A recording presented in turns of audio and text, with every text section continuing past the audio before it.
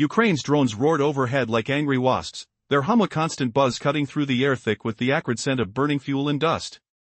Have you ever wondered what happens when two superpowers duel in a shadow war of remote-controlled killers, each twist more deadly than the last? What if I told you Ukraine flipped the script on Russia's elite drone hunters, striking at their very nerves with a brutal precision that left scars on the battlefield? This gloves-off battle rages in Ukraine, where drone wars aren't just tactics, they're a deadly cat-and-mouse that claws at soldiers' sanity. Feeling the sting of incoming fire, with the ground trembling underfoot, Ukraine just claimed victory by hunting the puppet masters themselves. To grasp this intense matchup, recall the escalation: Ukraine innovates a drone strategy, Russia mirrors it instantly. Back and forth like ripples in a storm-ravaged sea, one side gains ground only for the other to snatch it back. But in this relentless push and pull, Ukraine shattered the cycle with a game-changer, a sleek new drone slicing through defenses to target the controllers hiding in Russia's shadowy ranks. And their brutal counterattack? It zeroed in on Rubicon, Russia's nightmare unit born in August 2024, known as the Center for Advanced Unmanned Technologies. Can you imagine the smug operators thinking they're untouchable, safe in their command centers, only to hear that whirring descent? Picturing the fear gripping them as explosions shattered their world, yet, Ukraine's decisive move turned the tide, humiliating the once formidable foes. Diving deeper into Rubicon's menace, remember Ukraine's initial edge turned vulnerable. Russia countered with this elite force specializing in the same drone devastation Ukraine wielded against them. In mere months, it proved lethally efficient, as Forbes reported on September 3 through journalist David Kirichenko.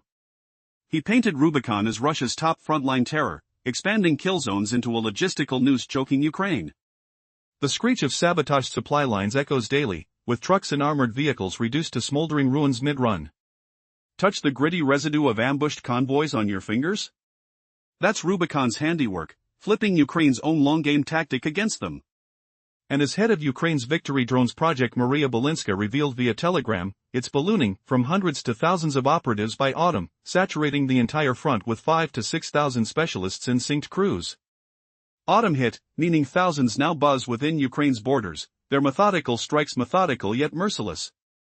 From Radio Free Europe/Radio Liberty's coverage, Rubicon's secrecy frames its effectiveness, stepping in to bolster Kursk defenses after Ukraine's August 2024 push. Analyst Rob Lee noted to the outlet in September that, teamed with tens of thousands of troops, it drove Russia to reclaim nearly all Kursk Oblast in February and March. Bolinska called it Russia's premier tech unit, with Vladimir Putin funneling funds to maximize its might. Rubicon's danger looms so large, Ukraine can't let it fester unchecked. What humiliates an empire more than its own game-turned-deadly trap? Reflecting on its crippling disruption, think back to Rubicon's deep zone havoc, forgetting near drone skirmishes, its operators, sheltered far from the fray, wreak havoc from afar. Ukraine's standard munitions faltered, first-person view EFPV drones, nimble but short-ranged, can't breach those sanctuaries. Even prized long rangers are hoarded for Russia's heartland strikes. Kirichenko blames Rubicon for Ukraine's vehicle voids, drones like cheap locusts obliterating supply halls that once fueled counterplays. It's fuel-wasting shots on EFPV units, replaceable as they are, the nerve lies in the handlers. So Ukraine shifted targets, eliminate controllers, silence the swarm. Early November saw exactly that, humiliation for the untouchable, as Ukraine uncovered and assaulted their lair. What breathless twist unraveled next, cracking Russia's facade? Building to the strike's fury, consider HUR's Telegram announcement on November 4. Recall Rubicon's urban fortress in half-ruined Avdiivka, Donetsk region, its operators' hub exposed. These invaders from Rubicon's Center for Advanced Unmanned Technologies wield drones in Russia's assault on Ukraine, one of their most primed units, lavished with resources. Ukraine's response? A drone barrage, precise and punishing, per Kiev Post, crumbling the structure and claiming officers' lives, as UKRinform reported. No body count specified, but even a few high-value takedowns cripple operations in Donetsk Oblast. Yet how, when Ukraine's EFPV drones hit just 20 kilometers? And deep penetrating units target beyond? New Voice of Ukraine in April laid bare the range cap. Rubicon chose sites wisely, evading outreach. Ukraine sparred long rangers for external blows, seeking this mid-distance marvel instead. The unseen weapon? FP2, a Firepoint creation succeeding their FP1, fashioned for medium strikes. HUR directed it, white-hot coordinates locking on urban foes with a 105-kilogram warhead over 230 pounds of devastation, per analysts like Rita Blackthorne on Medium. Range stretches 200 kilometers, 124 miles, ideal for rear-area raids in occupied lands. Breathe the reek of victory. FP2's $55,000 price tag, from Euromaidan Press, dwarfs cruise missile costs, yielding instant returns with building wreckage and operator deaths. And for Rubicon, the sting bites deeper. Past hits via FP2 prove no retaliation schematic exists. Special Corson_CatX shared video of an assault on a drone crew 20 kilometers back, FP2 launching into starless night, a phantom vanishing into void. Ukraine's mid-range Spectre emerges, blending shock with strategy, but what reversal waits, poised to escalate the hidden war. Echoing that unpausable assault, pause on Rubicon's prior vulnerability, thinkers assume safety behind lines, but FP2 altered equations irreversibly. Its cost efficiency paints Russia as outmaneuvered, a empire's pride punctured. Investigators trace FP2 to Firepoint, known for lethal devices like Flamingo missiles, evolving from FP1 into this targeted nightmare. Specifications amplify terror, heavy warhead crushing structures, range bridging gaps FPVs can't, yet short of full-depth drones. Perfect for isolating units like Rubicon, fought impervious. Certification confirms Earth's vibration from impacts twice over, second strike video spiraling online, affirming no defense devised. Rubicon's growth, thousands multiplying, meets this equalizer, Ukraine's twist exploiting their own expansion against them. Shades of cold triumph in operators' faces as news filters through? Yet, the question looms, will Russia muster a comeback, or is this the twist plunging their elite into chaos, rewriting drone dominion forever? To cap the escalation's crescendo, revisit Ukraine's relentless drive, from tit-for-tat deadlock, their bold invention hunted commanders, turning operators from hunters to hunted. Rubicon's 2024 launch as counter-drone force backfired spectacularly, Forbes labeling it Ukraine's pervasive plague. Logistics strangled, vehicles vaporized in fiery blasts, Russia emulating Ukraine's expertise. Bolinska's revelations exposed scaling ambitions, thousands poised by autumn. Referral spotlighted procedural precision in Kursk reconquest, Lee's insights highlighting troop synergy. Putin's investments solidify Rubicon's dread. Imperative action bred November's carnage, HUR's Avdiivka raid via FP2 salvaged Ukraine, pulverizing the hub amidst somber ruins. EFP-EVE limitations demanded novel ferocity, mid-range FP2 delivering quake-inducing retribution. Benefits overflow, fiscal savvy, erased threats, exposed vulnerabilities. Second hit cements superiority, drone realm reordered. Sensory overload, the stench of defeat clinging as sirens wail? This brutal ballet evolves, adversaries circling anew. What unforeseen advantage awaits in the next deadly dance?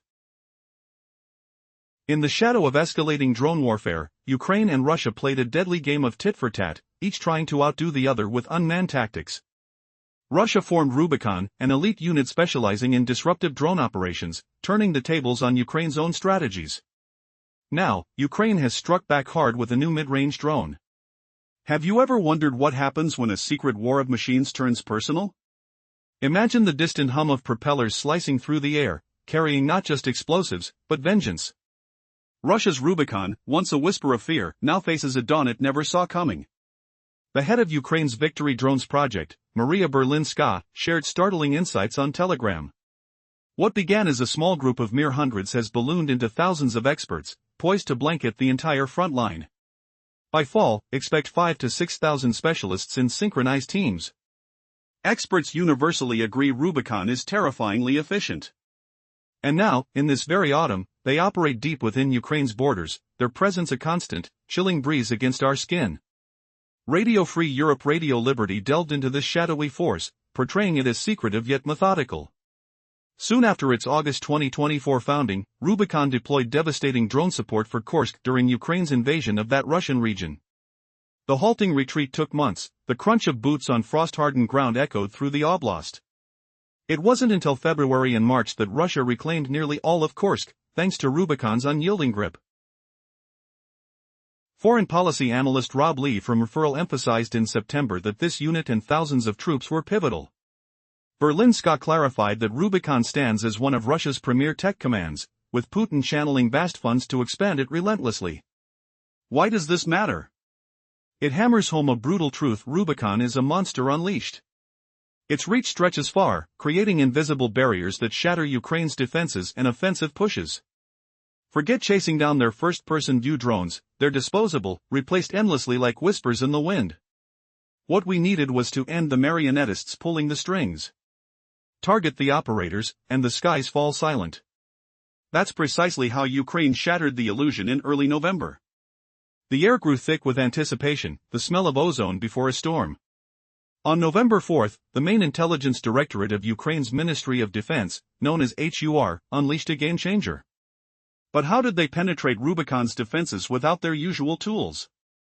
Ukraine's first-person view drones barely scratch beyond 20 kilometers, about 12 miles.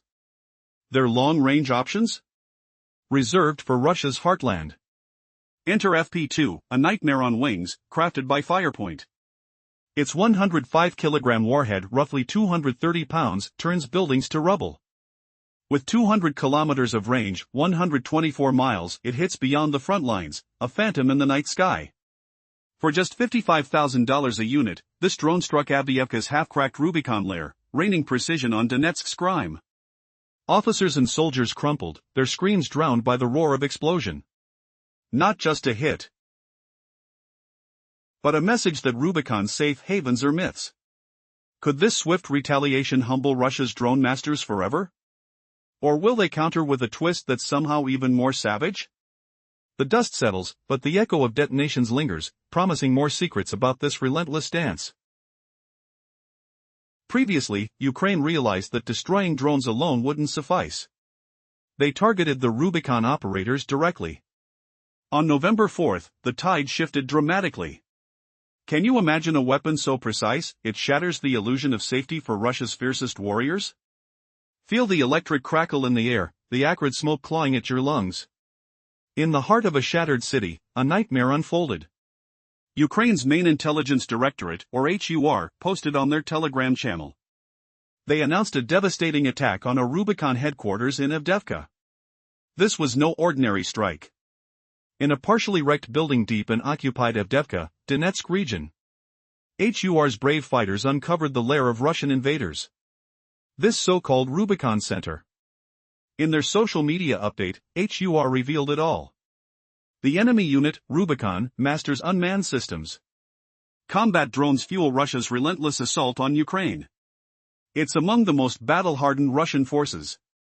Putin pours fortunes into it, feeding its deadly fangs. HUR declared the exact threat. With the target pinned down, Ukraine had one brutal choice: unleash hell. They struck ruthlessly, just like countless times before. A swarm of drones descended on the command post in Avdiivka. According to the Kiev Post, those unmanned assailants hit their marks. Precise destruction splintered the structure Rubicon used to guard Russian lines in Avdiivka and to bolster troops across Donetsk. But the carnage ran deeper. Ukraine eliminated multiple Russian officers and soldiers. Ukrinform reported the grim tally. Yet, they withheld specifics. Ukraine offered no casualty count for its drone barrage. Still, crippling even a few key officers could neuter Rubicon's grip on the region near Kiev, Donetsk. Hold on. Earlier, we highlighted Ukraine's standard drones fumbled here. Especially their EFFPV models. Built to ambush frontline gear, EFFPVs lack the depth for deeper raids. The best stretch just 20 kilometers, or over 12 miles, as the new Voice of Ukraine confirmed in April. Rubicon's operators, cunning as shadows, tucked bases beyond that deadly radius. Could Ukraine penetrate this veil? The answer lay in innovation's roar. As the dust settled, uncertainty gripped the war's pulse. Was this the break Rubicon needed? Or merely the echo before the storm? Imagine a relentless feud in the heart of Ukraine, where innovation battles innovation in the skies. Drone tactics fly back and forth, each side one-upping the other. But Ukraine just seized the upper hand. How did they do it? They've unleashed a game-changing drone that zeroes in on Russia's UAV controllers themselves. And it's already claimed a major win. They tracked an elite Russian outfit called Rubicon, fearsome guardians of unmanned tech, and the aftermath was savage. Rubicon, sparked in August 2024, mirrors Ukraine's drone prowess, hitting hard and true. Sources like Forbes hail it as a Russian powerhouse. On September 3, an article painted Rubicon as a frontline terror, crippling Ukrainian supply lines with ruthless efficiency. Logistics crumble under their swarm, halting trucks and transports, echoing tactics Ukraine mastered years ago. Now, it's ballooning. Ukraine's drone chief, Maria Bolinska, spilled it on Telegram, from hundreds to thousands, blanketing the battlefield. Autumn arrived, and Rubicon swelled, as Radio Free Europe noted their shadowy skills. They bolstered Kursk defenses post-Ukraine's August invasion. Analyst Rob Lee credits them for reclaiming the region by March. Bolinska warns of Putin's funding frenzy, forging a tech giant. Remember this, Rubicon isn't just tough, it's a ticking bomb Ukraine can't ignore.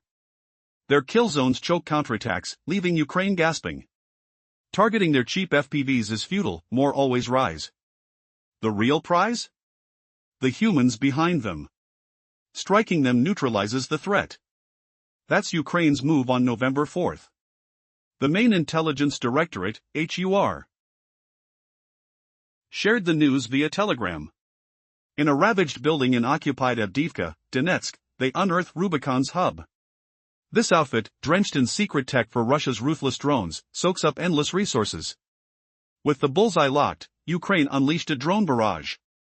The Kiev Post reports precise hits, mangling the base that anchored Russia's Avdiivka grip. Ukrinform adds some Russian officers fell, though numbers stay vague. Even a few loses weaken their Donetsk dominion. But pause, Ukraine's standard drones can't reach Rubicon's depths. FPVs, built for frontline chaos, max out at 20 kilometers, as New Voice of Ukraine noted. Smart operators burrow further back. Long-range options exist, but Ukraine hoards them for brutal Russian land strikes. FPVs and heavies? Out on November 4. Ukraine had a secret weapon. The Avdiivka blow came from a fresh Ukrainian drone, per HUR's Telegram. Using pinpoint intel, HUR's team steered the EFP-2 unmanned craft, loaded with a 105-kilogram payload, into Avdiivka's concrete jungle. The EFP-2 was the shock, and it's armed Ukraine with reach Rubicon never saw coming. Crafted by Firepoint, makers of those deadly Flamingo missiles hammering Russia, the EFP-2 evolves from their EFP-1. Not a direct leap, but a mid-range beast for Russian targets near the heart of occupied land. Like the Rubicon lair uncovered that November. In a medium piece, Blackthorn drone spotlight details, echoing HUR, it hauls 230 pounds of explosive force, dwarfing EFPV loads, letting it shred structures and troops alike. Its 200-kilometer stretch, about 124 miles, lets it punch beyond borders, but its sweet spot is Ukraine's battered zones. Rubicon felt untouchable, dug in deep. HUR shattered that illusion, unveiling a rear threat nightmare. And it's affordable $55,000 a pop, per Euromaidan Press. Cheaper than missiles, and this Avdiivka ruin already pays dividends. Officer takedowns? Bonus devastation. Rubicon reels harder still. Ukraine nailed them with an EFP-2 before, proving no Russian counter-strategy. The Kherson Kateksikon posted video of a strike on a Rubicon unit, 12 miles back. In seconds, the footage shows the EFP-2 launching a sleek, plane-like glider vanishing into moonless black. In the heart of Ukraine's shadow war, a deadly back-and-forth rages. Drone tactics escalate like wildfire, with each side outdoing the other. Yet Ukraine has shattered the cycle. Their new weapon targets Russian drone masters directly. On November 4, they obliterated an elite unit called Rubicon, deep in Avdiivka. This strike was savage. Could this be the turning point? Now, imagine the echoes of explosions fading into cold night air.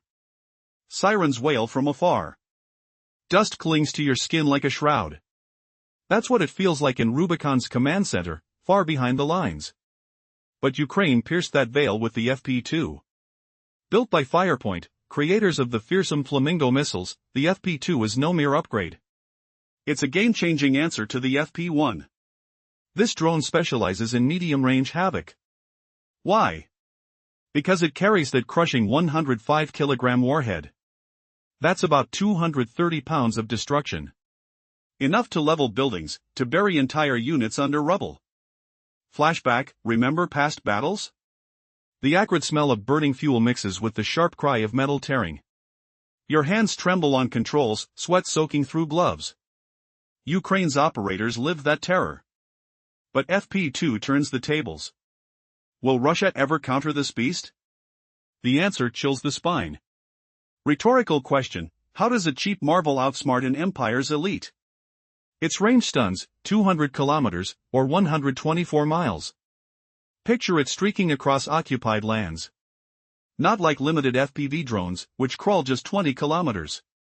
And cheaper than pricier long-range killers. Just $55,000 per unit. That's a steal for mass chaos. Euromaidan press calls it a bargain. Far less than cruise missiles. One strike repays the cost. Destroying that Avdiivka HQ? Profit reaped. Killing officers? Sweet bonus. Rubicon reels, unready for this assault from afar. They struck before with FP2. No defense holds. What's next for these operators? Cliffhanger: as darkness swallows the drone's path, who will be next in Ukraine's crosshairs? This war's next shock hides in the shadows, just waiting. Imagine the shock as Russian troops near Kursk, inching toward that vital Suwalki gap.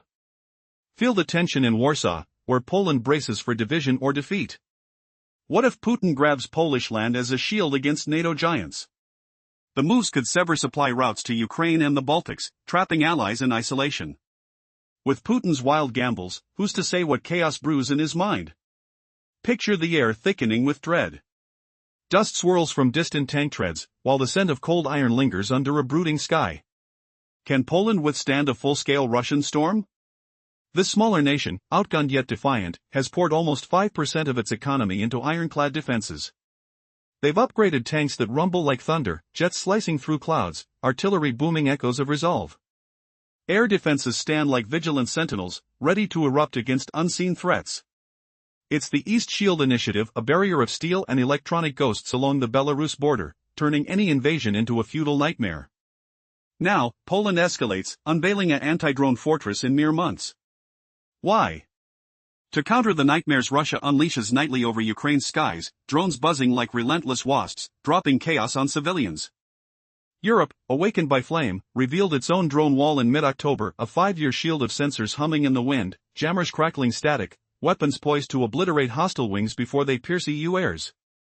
But Poland pushes farther west of Kaliningrad, east from the Baltic, forcing Warsaw to split defenses or crumble in sacrifice. Russia might carve Polish buffers to buffer its heartland from NATO's grasp. Could attacks flare from Belarusian soil onto Polish ground?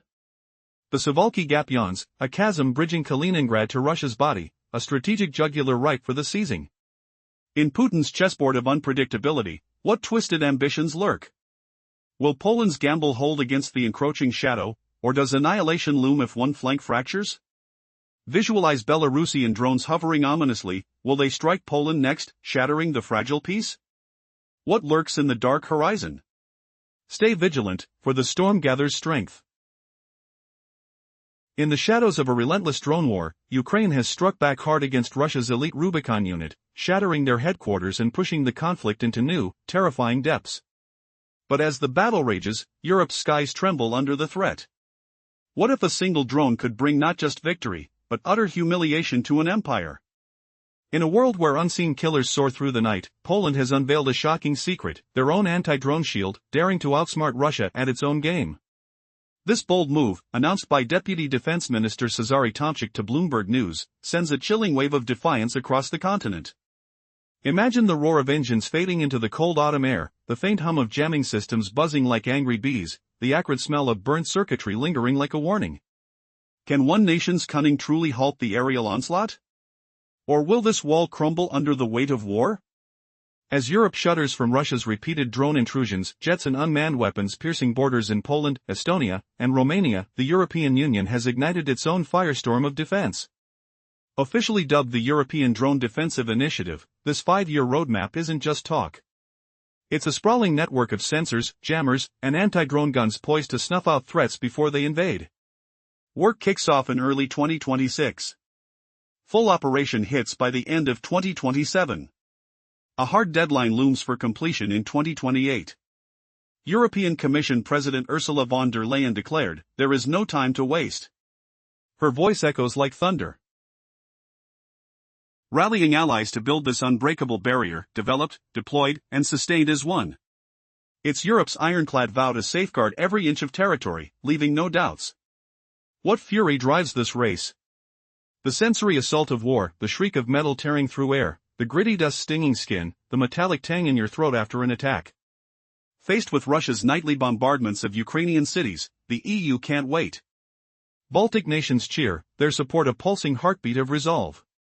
But to send whispers like a cold wind, French President Emmanuel Macron doubts feasibility, citing Europe's vast 3,000-kilometer eastern border. German Defense Minister Boris Pistorius scoffs, prioritizing other fronts over this drone war. Amid the criticism, Poland refuses to idle. Why gamble on Europe's pace? Instead, they forged ahead, unveiling their own cutting-edge anti-drone push. Bloomberg's interview with Tomczyk reveals their grit, a homegrown strategy to counter the menace. The sting of failure haunts them, the hum of approaching drones growing louder, the crackle of disrupted signals, the eerie stillness when systems fail. Yet Poland's move humiliates skeptics, twisting doubt into awe. Picture the tables turning, sensors humming to life, jammers deploying like silent warriors, neutralizing invaders with precision. Has Poland sparked an unexpected revolution? Or does this secret hold the key to Europe's survival? The air thickens with tension, every sensor a pulse of defiance. As plans unfold, Poland's defiance amplifies Europe's resolve against the drone plague. Tomczyk's revelation to Bloomberg exposes a calculated gamble. Why wait for unity when the threat devours? Yet, as the continent arms itself, a shocking twist emerges. Poland's initiative could expose vulnerabilities, drawing Russia's wrath like a moth to flame. The sensory echoes persist, the distant whir of fading engines, the electric charge of activated defenses, the bitter taste of ozone after a takedown. Will this wall stand, or shatter in a storm of retaliation? The cliffhanger looms. What if Russia's next strike pierces even this veil? In the shadowy underbelly of Europe's skies, what if a nation teetering on the edge of war just flipped the script on international unity? Imagine Poland, long shadowed by criticism and doubts about a sprawling EU drone shield, suddenly blazing its own trail. Defying expectations, it ditches the collective plan and launches a fierce, sovereign defense. But how does this solitary gamble reshape the battle against invisible invaders? Picture the silence before a storm, where stealthy drones hum like executioners in the night, and one country's defiance could humiliate an entire alliance's weakness. Amid rising threats from distant aggressors, Poland's bold move unveils a national initiative to crush hostile swarms, sparking a war of wills that's about to explode. Poland, sensing the cracks in the EU's grand drone war vision, threw caution to the winds. It wasn't swayed by skeptical voices or the allure of waiting out the results. As whispers of failure haunted the €150 billion scheme in early 2026, Poland pivoted sharply. It scooped up nearly €44 billion from the EU's fund, a colossal sum dwarfing allocations to Baltic states at €2.6 to €6.3 billion and Romania's over €16.6 billion. This wasn't just a share, it was a weapon in Poland's hands, fueling its own clandestine anti-drone empire. Beyond the numbers, Poland unveiled its audacious step, a homegrown initiative to shield its skies from relentless drone assaults. Deputy Defense Minister Cezary Tomczyk spilled the secrets in a raw Bloomberg interview. "We champion bolstering Europe's aerial defenses," he declared. Voice edged with urgency. "Yet, we prioritize our national endeavors. No more relying on outsiders."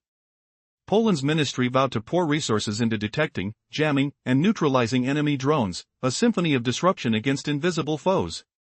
Details on exact technologies remain shrouded in fog, but Tomczyk hinted at contracts favoring Polish firms, half of them, if not more. This wasn't mere talk, it intertwined with a vast air defense program safeguarding borders, cities, and citizens from invaders. Envision the clash, Poland's sensors piercing the darkness, electric hums of detection clashing with the whir of enemy propellers, smells of ozone and engine fuel lingering in the air. If external tools complement our system, Tomczyk added, we'll wield them fully. Funding? Siphoned from the EU's Safe Loan Program, born on May 27, 2025, up to €150 billion in low-interest, long-term loans for security behemoths. Poland, perched on the front line with Russia, Belarus, and Ukraine at its doorstep, claimed the lion's share. This twist unveiled a lonely giant, turning collective strategy into personal triumph. But could this solitary fortress truly withstand the drone storm brewing across Europe? What hidden vulnerabilities lurk, ready to unravel Poland's defiant stand? And if allies start mimicking this gamble, who falls first in the impending aerial chaos? The sky above trembles, secrets unfolding in every shadow beep. Where will the next strike land? In the heart of Europe, a perilous game unfolds, where the stakes couldn't be higher. Ukraine and Russia are locked in a relentless battle of aerial supremacy. Each time Ukraine unveils an innovative drone tactic, Russia retaliates in kind, crafting a deadly dance of tit-for-tat warfare. But in a stunning twist, Ukraine has emerged victorious with a groundbreaking new drone designed to pierce the heart of Russia's most lethal operators. How did they achieve this remarkable feat? In a jaw-dropping turn of events, Ukraine successfully targeted and obliterated a feared elite Russian unit known as Rubicon. This specialized group, equipped with cutting-edge drone technology, has terrorized Ukrainian forces since its formation in August 2024. Operating behind enemy lines, Rubicon has disrupted vital Ukrainian supply chains, making it a formidable adversary. But in November 2024, the tide shifted dramatically. The Ukrainian intelligence agency executed a strategic strike on Rubicon's headquarters in the war-torn city of Avdiivka. This chaotic locale transformed into a battleground as Ukrainian operatives pinpointed the location of the enemy's command. The stakes soared as they unleashed a swarm of drones on that very building, targeting not just the infrastructure but the soldiers and officers who had wreaked havoc. What ensued was a display of precision and devastation. The audacious assault wasn't merely a show of strength, it was a tactical revelation. The Ukrainian forces had harnessed the power of a newly developed drone, the FP2. Equipped with a staggering 105-kilogram warhead and boasting a range of 200 kilometers, this drone outmatched its predecessors. This medium-range drone cut through the enemy's anticipated defenses, putting Rubicon's operators at risk, even from beyond the front line. As the dust settled, the impact of the strike resonated. Ukraine had not only dismantled a key command center but had significantly diminished Rubicon's effectiveness. Analysts speculated that the loss of even a handful of Russian officers could ripple through their operations, instigating chaos among their ranks. But this stunning victory wasn't just a moment of triumph, it heralded a shift in the balance of power. Yet, the question looms, what happens next? With Ukraine's new weapon in play, will Rubicon be able to recover from this staggering blow? Or is this just the beginning of a series of escalating confrontations between these two aerial giants? As autumn unfolds, the battlefield remains charged with anticipation and uncertainty. The echo of propellers and the ominous hum of drones signal that a more significant conflict is on the horizon, one that will shape the fate of the region. Imagine this, what if the skies over Europe turned into a deadly chessboard, where one wrong move could ignite a full-scale war? Poland, staring down the barrel of relentless aerial threats, just dropped $200 million to build an unstoppable drone fleet. But as Russian incursions probe NATO's edges, will this massive investment turn the tide, or invite total chaos? 347 characters, summary of previous, Poland ramps up defenses against aerial invaders like helicopters, drones, jets, and cruise missiles, while building its own drone forces for counterstrikes. Back in July, the Polish Defense Ministry kicked off bold investments. In the shadowed halls of Warsaw's defense corridors, the air hummed with urgency. The Polish Defense Ministry just unveiled a bombshell. They're pouring $200 million, equivalent to about $54.2 million, into combat and training sites by the end of 2025. Picture it, vast fields echoing with the whir of engines, the sharp scent of fuel mixing with damp earth, as soldiers grip controls slick with sweat. Why now? Because the battlefield lessons from Ukraine scream one truth: unmanned systems rule the chaos. Feel the tension in the wind? Russia's drones swarm like angry hornets, buzzing over borders with ruthless precision. Ukraine counters, but Poland watches, heart-pounding. Can they afford to lag? No. As Deputy Defense Minister Cezary Tomczyk declared, the raw power of these aerial warriors on land, sea, and sky demands total commitment. Every drone's hum a reminder: hesitation costs lives. Poland's not whispering prayers for peace, they're forging steel wings to slice through the storm. But what if these new tools draw the enemy's fire straight to their doorstep? The question lingers like smoke after a blast. Summary of previous, with $200 million fueling combat grounds by 2025, Poland prioritizes unmanned tech across all domains, inspired by Ukraine's fierce drone duels, refusing to stand idle amid rising threats. The ground trembles under Poland's resolve, but shadows lengthen on the eastern frontier. Russia's fury shows no mercy, pounding Ukraine with endless waves of drones, missiles, and ground assaults that rattle the earth like thunder. The acrid tang of explosions hangs heavy, a grim warning to neighbors. A direct NATO strike? Unthinkable, yet not impossible. The Kremlin toys with Europe's frayed nerves, nudging closer each day. Remember that chilling September dawn? Up to 23 rogue drones sliced through Ukrainian skies, invading Polish air like ghosts in the fog. Sirens wailed, piercing the quiet night. Fighter jets roared to life, their afterburners scorching the runway. NATO allies scrambled, hearts racing in the cockpit's dim glow. But efficiency? Elusive. Only 4 intruders fell to costly interceptor missiles, their fiery trails lighting the horizon. Worse, one AIM-120 AMRAAM, launched from a Polish F-16 fighter, veered wild, slamming into a home's roof with a sickening crunch. No fireball, thank the stars, but the splintered wood and shattered tiles whispered of vulnerability. Gaps exposed, raw and bleeding. Poland's skies, once a shield, now felt perilously thin. How deep do these flaws run? Allies pledge fixes. But as construction booms on the East shield a $2.55 billion fortress born in 2024, what hidden storm brews just beyond sight? In the heart of Ukraine, a fierce and perilous tit-for-tat game unfolds, marking a turning point in drone warfare. Both Ukraine and Russia are locked in a relentless battle of technological innovation and tactical ingenuity. Each time Ukraine unveils a new drone strategy, Russia retaliates with an equally formidable response, propelling this conflict into a cycle of relentless one-upmanship. But in a dramatic twist, Ukraine has emerged victorious in this deadly chess match. The nation has developed an advanced drone that doesn't just target enemy assets but strikes at the very core of their control, those who command Russia's unmanned aerial vehicles. This game-changing drone has already delivered a significant blow, zeroing in on an elite Russian unit known as Rubicon. Rubicon, formerly recognized as the Center for Advanced Unmanned Technologies, was established in August 2024 and has rapidly transformed into one of Russia's most formidable forces on the battlefield. This specialized unit is known for its lethal drone capabilities and has been a major thorn in Ukraine's side, disrupting logistics and inflicting significant losses. However, Ukraine has recently made strides that have turned the tide. On November 4, Ukraine's main intelligence directorate launched a powerful offensive against a Rubicon headquarters in the war-torn city of Avdiivka. Inside a crumbling edifice, HUR troops uncovered the nerve center of this merciless unit. The stakes were high as this formidable enemy continuously wreaked havoc on Ukraine, becoming a nightmare for its defenders. What followed next was nothing short of an audacious strike. Utilizing intelligence and sophisticated technology, Ukraine unleashed a barrage of drones upon the Rubicon command post, going beyond mere destruction to eliminate key personnel. While specifics on casualties remain elusive, the implications are dire. A single blow can unhinge the operations of a unit as dangerous as Rubicon. But here's the kicker: Ukraine's traditional drones lacked the punch to reach Rubicon targets deep behind the front lines. Time was running out. Enter the FP2 drone, a creation of the Ukrainian firm Firepoint, designed to bridge this critical gap in capability.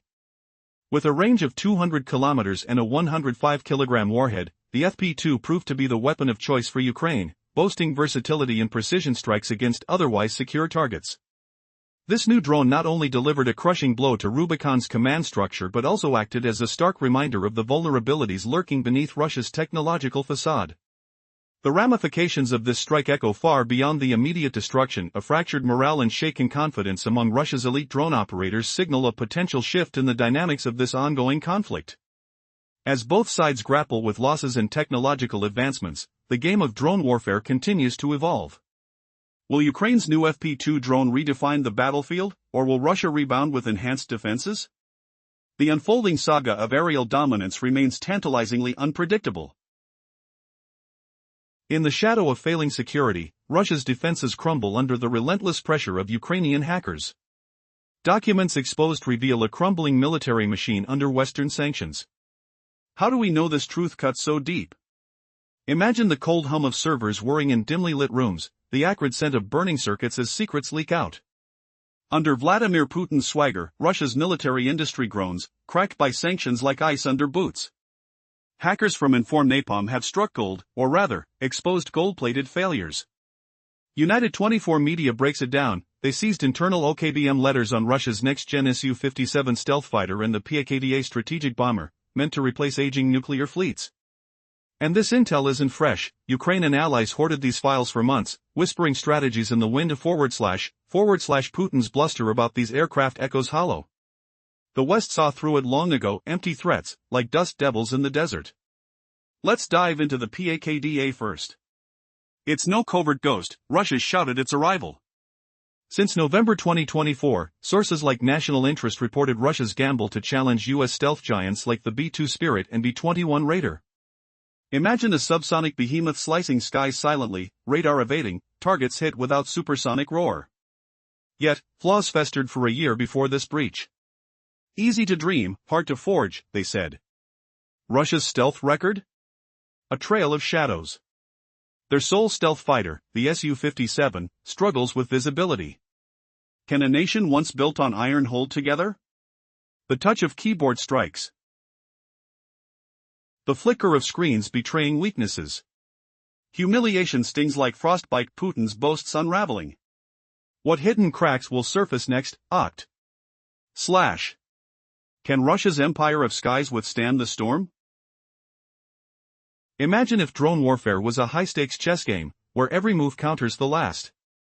In Ukraine, that's reality, a relentless back and forth where no one backs down. Russia fires back with its own tactics, Ukraine escalates, pushing each other to deadly extremes. But now, Ukraine has flipped the script with a game-changing strike. Dread coils in the air like smoke from distant explosions, the faint hum of propellers echoing defeat for one side. Can this new drone technology finally tilt the balance in Ukraine's favor? Ukraine has mastered drone assaults on the front lines, Russia retaliated with its elite unit. Each escalation feels personal, a dance of destruction where logistics crumble and lives hang in the balance.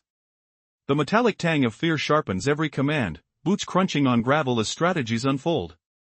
What if Russia had a unit so feared it disrupted Ukraine's defenses right from behind the lines? Russia formed Rubicon in August 2024, the Center for Advanced Unmanned Technologies, a secretive force turning the tide.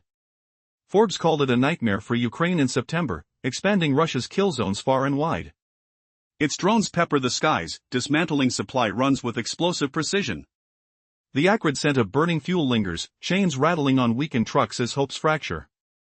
Ukraine's shortage of vehicles? Blame Rubicon, whose operators hide in safety. Could it really be Russia's mirror image of Ukraine's own drone prowess? Flashback to a quiet summer evening in 2024, the distant buzz of a drone like an angry wasp, operators in dimly lit rooms, screens glowing. Fingers tense on controls, the earthy smell of stale coffee and urgency etching the air as Rubicon took shape. Rubicon's growth shocks even its foes, from hundreds to potentially thousands by autumn, covering the front with methodical efficiency, as per Ukraine's Victory Drones Project's Maria Belinska. Radio Free Europe detailed its secrecy, effectiveness in Kursk, driving back Ukraine's August 2024 incursion with relentless force. Rob Lee attributed Kursk's recapture in February-March to Rubicon and Russian troops. Putin pours funds in, making it a technological titan. The bitter sting of disruption grips Ukraine, logistics halting, counter-assaults failing. But why let cheap drones replace fallen ones when the real target hides operators? The ground vibrates with unanswered threats, skin prickling at imaginary beeps.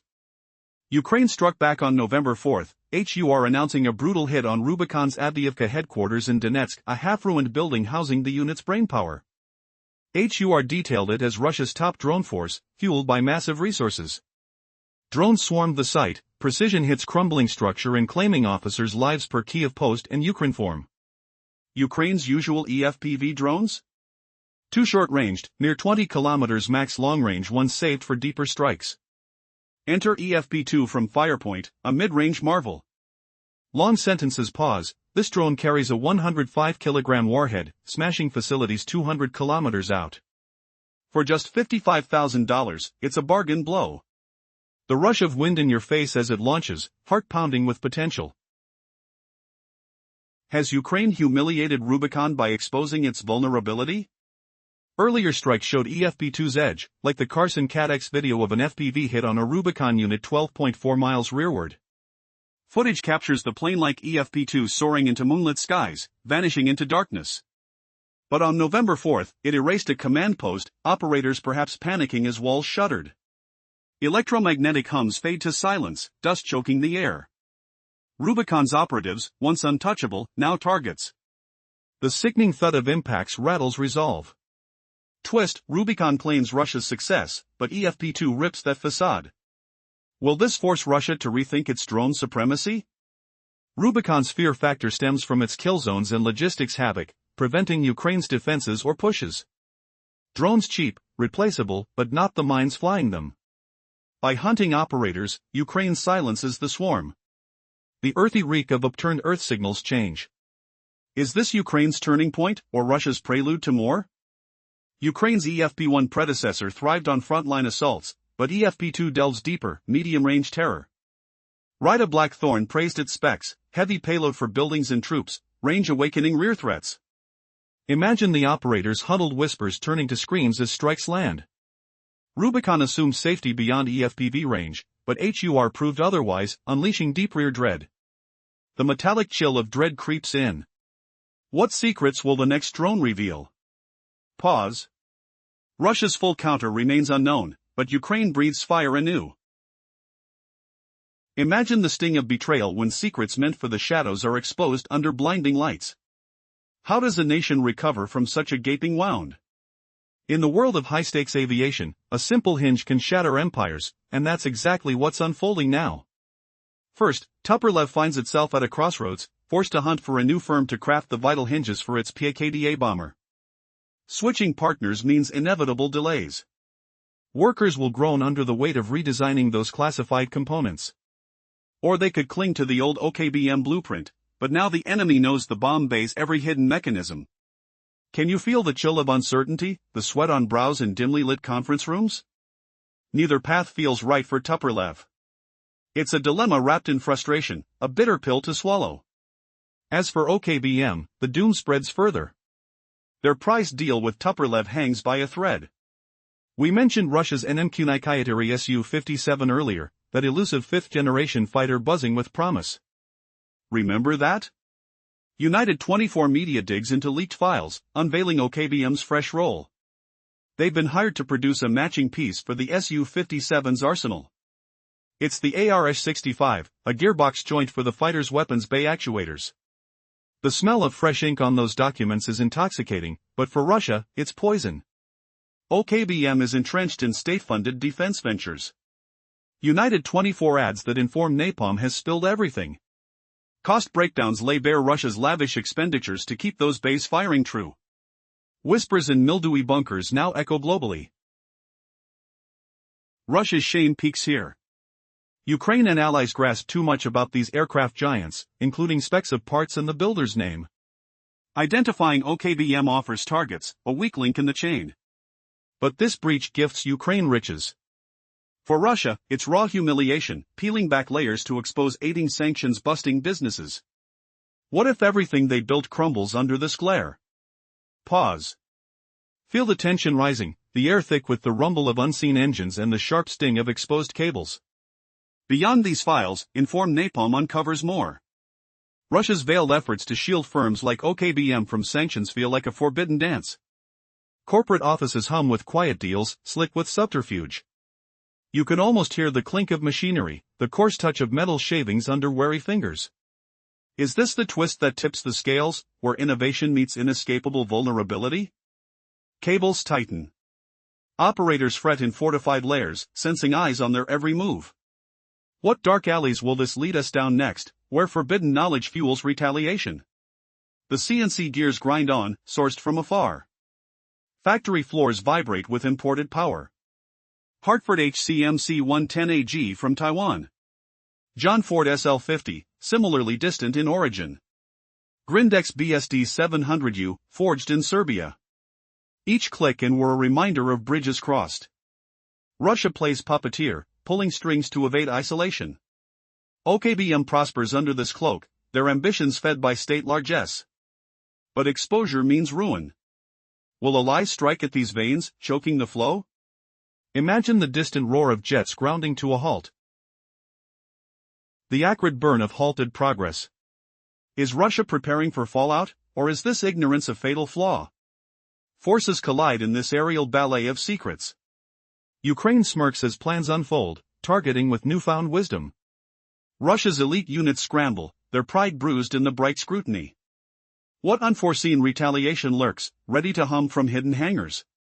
Every component feels like a ticking clock, pulsing with dread. Clutch that knowledge tight. The game evolves, twists sharpening in the cold night wind. Can anyone truly outfly the shadow of betrayal? In the shadow of Ukraine's daring strike on Russia's elite Rubicon unit, a shocking leak has exposed something far more humiliating. Imagine the bitter sting of embarrassment as Russia's secrets spill out, revealing a web of deceit that's keeping their war machine alive. Can you feel the cold sweat of panic in the Kremlin's halls? Russia, the mighty aggressor, is begging for Western parts like a desperate alcoholic craving his next drink. What if I told you their top jets, like the Su-57, could vanish without foreign engineering? That's the explosive truth unfolding now, and it's about to crush Russia's pride.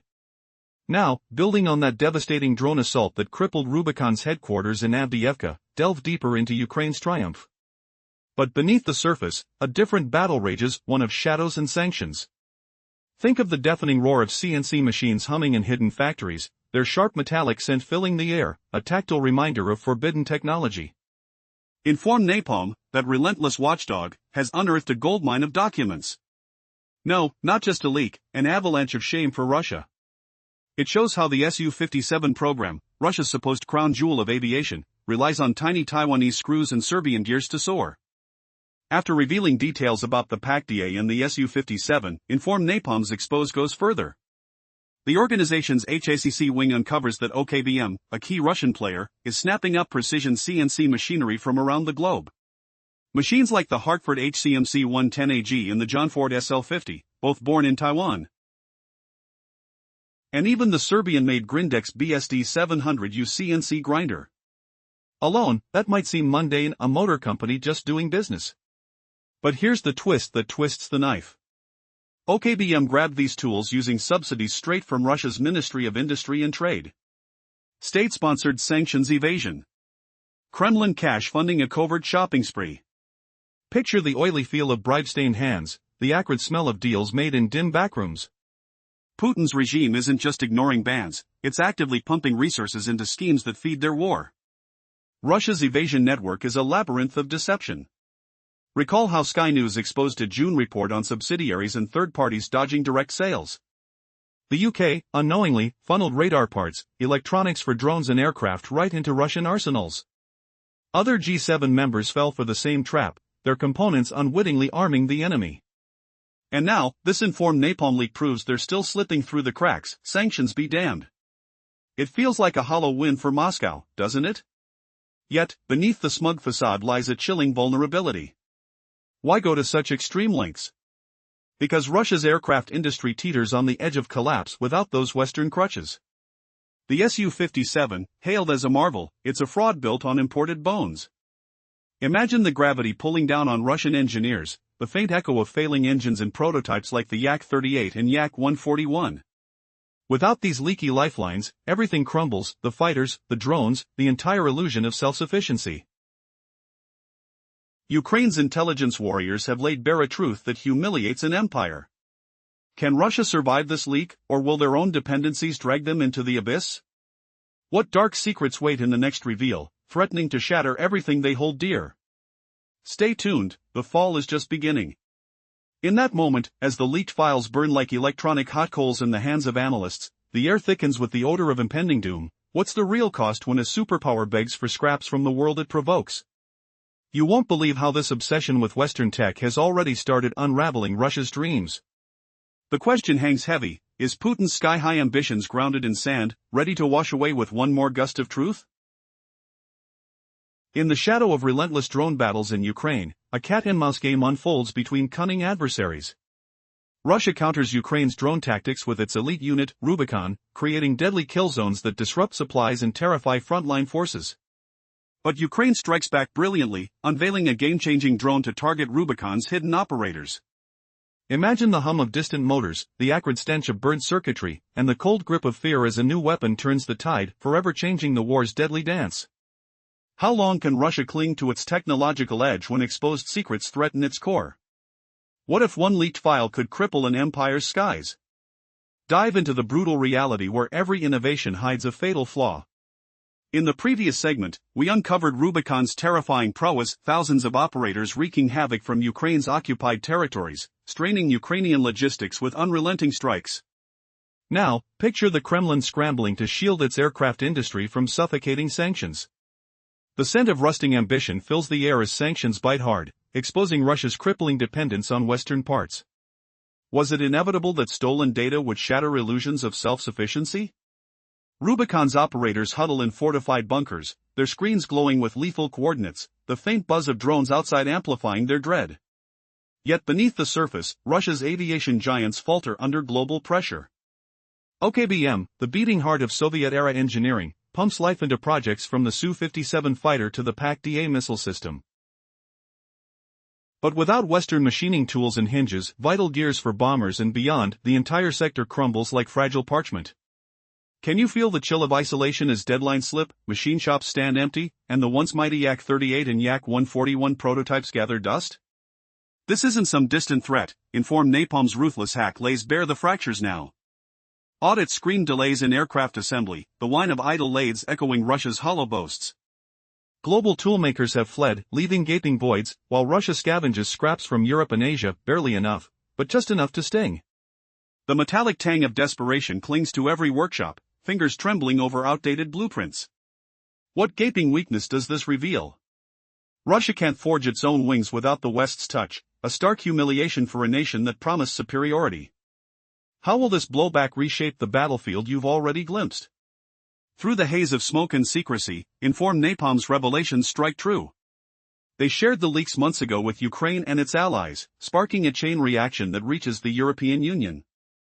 On October 23, the EU's 19th sanction package slams down, targeting OKBM directly, crippling the company's lifeline. The sharp crack of economic isolation reverberates, stripping away Kremlin's subsidies for forbidden buys. Drilling tools and precision parts vanish, forcing Russia's engineers to confront the void. Will OKBM's fall spell doom for the Su-57 soar, or is there a twist in this tightening siege you won't see coming? A sudden twist looms, as Rubicon falters from Ukraine's brutal drone assault, Russia's aviation heart bleeds under fresh wounds. The thud of FP2 strikes reverberates globally, but what if this is merely the prelude to a larger collapse? Picture the weight of unspoken truths pressing down, operatives whispering fears in Avdiivka's ruins. How deep does the betrayal run, and who will stagger next under the relentless pursuit of justice? The air grows thicker with the promise of retribution, every metallic clang a reminder that Russia's illusions are shattering. As sanctions tighten like a noose around OKBM, the question hangs heavy: can the Kremlin dodge the shadows closing in, or will the next expose ignite an even fiercer storm you never anticipated? The touch of cold resolve grips tighter, pushing the narrative toward an unpredictable brink. In the shadows of relentless sanctions, Russia fights to boost its warplane output at the Kazan plant, where new structures now span an extra 19,000 square meters, captured in satellite images from late 2024. Images showing the expansions reveal a frantic scramble, unfolding between the summer of 2024 and May 2025. Russia picked this site, as the Institute for the Study of War unveils, because it crafts vital strategic bombers and helicopters. Plans even call for more growth in Kazan by 2026. Yet these expansions feel hollow, when crippling sanctions grind Russia's aircraft manufacturing to a halt. The expanded Kazan facility wrestles to meet the Kremlin's relentless demands, choked by labor shortages that block upgrades or ramp-ups in production. This struggle shone through in 2024, when Kazan churned out just two EL-160M2 strategic bombers, and two EL-160M versions. A dearth of parts compounds the woe, as the ISW emphasizes. Sanctions, paired with those parts and labor gaps, will keep hobbling Russia's plane output, even while Moscow pushes to enlarge its physical capacity. That's where the OKBM leak shifts from mere embarrassment to cutting action. It empowers Europe to zero in on a firm key to crafting the components Russia craves for its aircraft. An industry already faltering under Putin's demands will only buckle harder now. Little by little, Western sanctions bite deep. But alas, that bite lacks the full ferocity it merits. A core lesson from the informed napalm disclosure? Russia keeps weaving past sanctions, as we hinted before. Fresh sanction rounds matter, especially targeting pillars like OKBM, yet their strength hinges on enforcement tools. The new voice of Ukraine echoes this in its OKBM leak analysis, stating that the revelation poses tricky dilemmas for Western leaders and export watchdogs. How can we clamp down on high-precision tools? Spot and seal proxy supply routes? Sink secondary measures to crush loopholes? Euractiv joins the chorus. Imagine the stench of fresh concrete in those expanded hangars, mixing with the metallic tang of unfinished alloys, as workers' calloused hands grip wrenches that slip from exhaustion. What's the shocking twist that could expose Russia's aerial empire to collapse? Can the Kremlin's sky-falling ambitions survive this iron grip of shortages? Peer into the gloom, where workers shuffle through labor-scarce shifts, their footsteps echoing like distant thunder, against walls smeared with the grime of sanctions. Russia's gambit to escalate warplane numbers at Kazan, with those 5 new or enlarged buildings adding 19,000 square meters, unfolded in satellite snapshots from summer 2024 to May 2025. Why did Moscow bet on this hub? The Institute for the Study of War exposes it assembles Russia's heavy strategic bombers and helicopters. And whispers persist of further sprawls in 2026. But these sprawls mock the reality. Sanctions shred Russia's aircraft forging. The beefed-up Kazan zone strains under the Kremlin's pressures, labor voids stalling any leaps in scale or tech. Glimpsed brutally in 2024, Kazan eked out a mere 2 EL-160M2 bombers and 2 EL-160M models. Pieces scarcity fuels the fire, per ISW. Sanctions, scraps, and hands tight, they'll drag Russia's production doldrums, despite land grabs. Here, the OKBM breach morphs from sting to strike. It lets Europe pounce on the outfit sculpting Russia's essential aircraft wares. A sector teetering on Putin's orders, teeters closer to demise. Step by step, sanctions erode the foundation. Regrettably, erosion fumbles short of expected. Paramount from the informed napalm spill? Russia dodges sanctions nimbly, as earlier noted. New waves are pivotal, honing in on titans like OKBM, but efficacy lives in policing nets. The new voice of Ukraine stresses this in its OKBM leak piece, posing thorny riddles for Western policymakers and trade enforcers. Titan reigns on precision gear? Unmask and crush sideline sourcing? Align penalties to erase evasions? Euractiv amplifies the call, revealing how Russia exploits shadows for high-tech inflows. Feel the rough edges of those bomber frames under understaffed crews, the acrid burn of welding fumes stinging eyes, as machine hums fade into frustrated silences. Did the Kremlin's billion-dollar bets on planes just crash into a sanctions wall? What dark bargains lurk behind their circumvention games? With voices rising, the question gnaws, will Europe's next enforcement twist shatter Russia's skies for good? The pressure mounts, the air thick with unspoken dread, as leaks expose cracks in Moscow's armor that could unravel everything. In the shadows of Ukraine's drone battles with Russia's elite Rubicon unit, a devastating strike at a hidden headquarters in Avdiivka has turned the tide. Ukraine's new FP-2 drone, armed with a massive 105-kilogram warhead, unleashed chaos on Russian operators, echoing the bitter cries of a crumbling force. But now, imagine the sting of economic warfare twisting the knife deeper. How can Russia keep its drone empire alive when the noose of sanctions tightens? Feel the cold grip of isolation as foreign parts vanish, leaving Russian machines gasping for air. The sharp crack of metal bending under strain echoed through Russia's factories. Rasmus Grand Bertelsen, a keen observer of global conflicts, penned a fierce opinion in an online forum.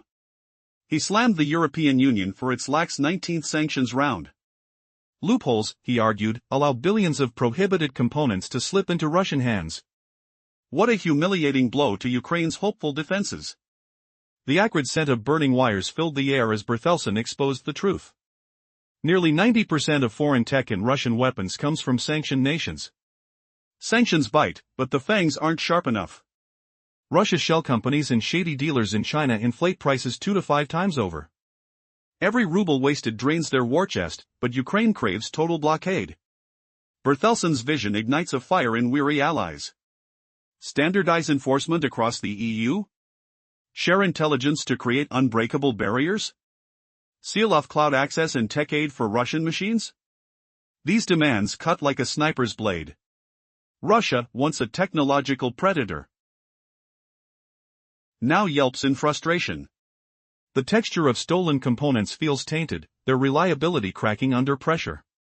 As autumn winds howl through drone-streaked skies, broader restrictions loom. No more evading the net through intermediary cheats. Harmonize secondary sanctions, Berthelsen pleads. Block those pricey machine tools. Detect every sly procurement route. What if Russia's drones go silent mid-flight? Their operators, huddled in dim bunkers, sense the dread. Raw terror grips them as budgets hemorrhage. The emotional toll seeps in anger for Ukraine, despair for a cornered foe. But a twist lurks in this digital duel. Is this the unraveling of Russia's Rubicon myth? Or will new schemes erupt from the ashes? As FP2s hover silently above occupied lands, the air thick with diesel fumes and distant explosions, one question burns: can the West finally crush the beast before it bites back? And in the deafening roar of uncertainty, what hidden betrayal is Russia plotting next? Uncertainty hangs like a storm cloud, ready to unleash. These recent challenges with EU sanctions and Russia's access to technology don't end with drones or border skirmishes. Russia is now grappling with hits to its core secrets, leaking out like water through cracked pipes. And here's the shocking twist: these aren't just minor slips, they're exposing Russia's deepest vulnerabilities, all thanks to relentless Ukrainian intelligence. Can you imagine the panic in Moscow as classified documents spill out, revealing everything from submarine schematics to crew lists? Even if Russia scrambles to fix its defenses, it's too late for some damage. Think of the chilling sensation of confidential files slipping through digital cracks, the smooth metallic tang of servers cooling in the night, and the urgent whispers of analysts racing against time. The OKPM leaks, which humiliate Russia, aren't isolated, they echo a pattern of infiltration that Ukraine keeps exploiting. These leaks make Russia seem hopelessly outmatched, its high-tech dreams crumbling under the weight of constant exposure. Back in August, Ukraine uncovered a trove of secrets about Russia's newest nuclear submarine, the Nyazbozarsky. Full crew names, weapon schematics, combat manuals, everything laid bare. The air must feel thick with dread, the soft hum of printers churning out forbidden knowledge echoing in quiet rooms. This leak strikes deeper than any drone, it uncovers the human fabric of Russia's military, protocols dissected like a frog in a lab. Why is Russia so easy to infiltrate? It's as if Ukraine has mastered the art of unseen entry, turning Russia's creations into open books. What terrifies the Kremlin most is this isn't random. Every new weapon Russia builds gets hacked or leaked, revealing cracks that won't heal quickly. The bitter scent of defeat lingers, the rough paper of printouts a tactile reminder of lost advantage. And if Russia patches its security cracks miraculously, it might not change the outcome. The OKPM leak is mere prelude. According to United 24 Media, citing Inform-Napalm and Phoenix, these are the first in a series exposing Russian aircraft manufacturing vulnerabilities. Doors closing after the horsebolts, proverbs can't fix spies. Russia's actions now feel futile, secrets already in Inform-Napalm's grasp, and thus Ukraine's. The metallic clang of locks clicking shut comes too late, the cold reality sinking in. Russia must wait, heart pounding, for Ukraine to unveil what else it knows. Picture the waves lapping at hulls, winds whistling over oceans. The Nyazbozarsky is meant to be unstoppable, a nuclear torpedo submarine commanding waterways worldwide. But will it? Here lies the unexpected shift: as Russia loses ground on land and sea, its godlike weapons may drown in their own leaked blueprints. And that's not all. What hidden weakness in Russia's cloud services could cripple Putin's tech empire? You'll never guess the depths of this espionage game. Imagine this, a shadowy ceremony in the heart of Russia, where the air hangs heavy with the scent of polished metal and whispered secrets. What if one man's pride in a hidden underwater beast could unravel the world's fragile peace? 347 characters, building on how Putin has embraced this formidable underwater asset despite its tailored fit for the Poseidon system, the leader went further to celebrate its creators. On November 4, as reported by global news sources, he personally honored the developers in a grand event. State awards gleamed under the lights, symbols of national pride.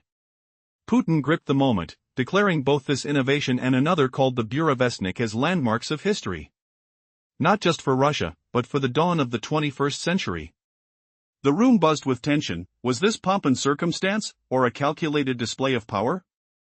Feel the chill of calculated intimidation. Why would such fanfare echo through halls of stone, echoing Russia's resolve? Putin wielded it like a shadow over the West, pairing it with claims of a triumphant Poseidon trial. The atmosphere thickened with unspoken threats. After all, these creations boast vast reach. Enormous distances that span oceans. Who else could spark such dread in Moscow's eyes? Only one nation stands as the ultimate counterweight. The United States. That's the fear Putin aims to plant deep in global lines. Or rather, to let it fester like a storm on the horizon. But pause, does the echo of applause hide cracks in the facade? Putin's words carry weight, yet history whispers doubts. Russia's vows of unbreakable might have faltered before. Think of the endless fields and shattered hopes in distant lands, where superior numbers and promised wonders crumbled against fierce resistance. A smaller force held the line, defying the odds. So, could this tale of the sleek new vessel and its silent cargo be another veil? Voices from afar, like those in United 24 Media, drawing from Defense Insights, suggest yes. A single glimpse of the craft's rear might betray its limits. Far from the invincible giant proclaimed. The design quirks stand out like flaws in marble. As experts like naval observer H.I. Sutton affirm, this new addition draws from Russia's existing fleet of deep-sea guardians. The Buera-class ballistic carriers, silent titans of the waves. The fresh arrival mirrors their advanced drive systems. Pump jet propulsion, smooth and stealthy, cutting through water like a whisper. Yet, here's the twist that raises eyebrows. This one seems strikingly compact. Much shorter than its predecessors. The Buera stretches to 170 meters of shadowed length.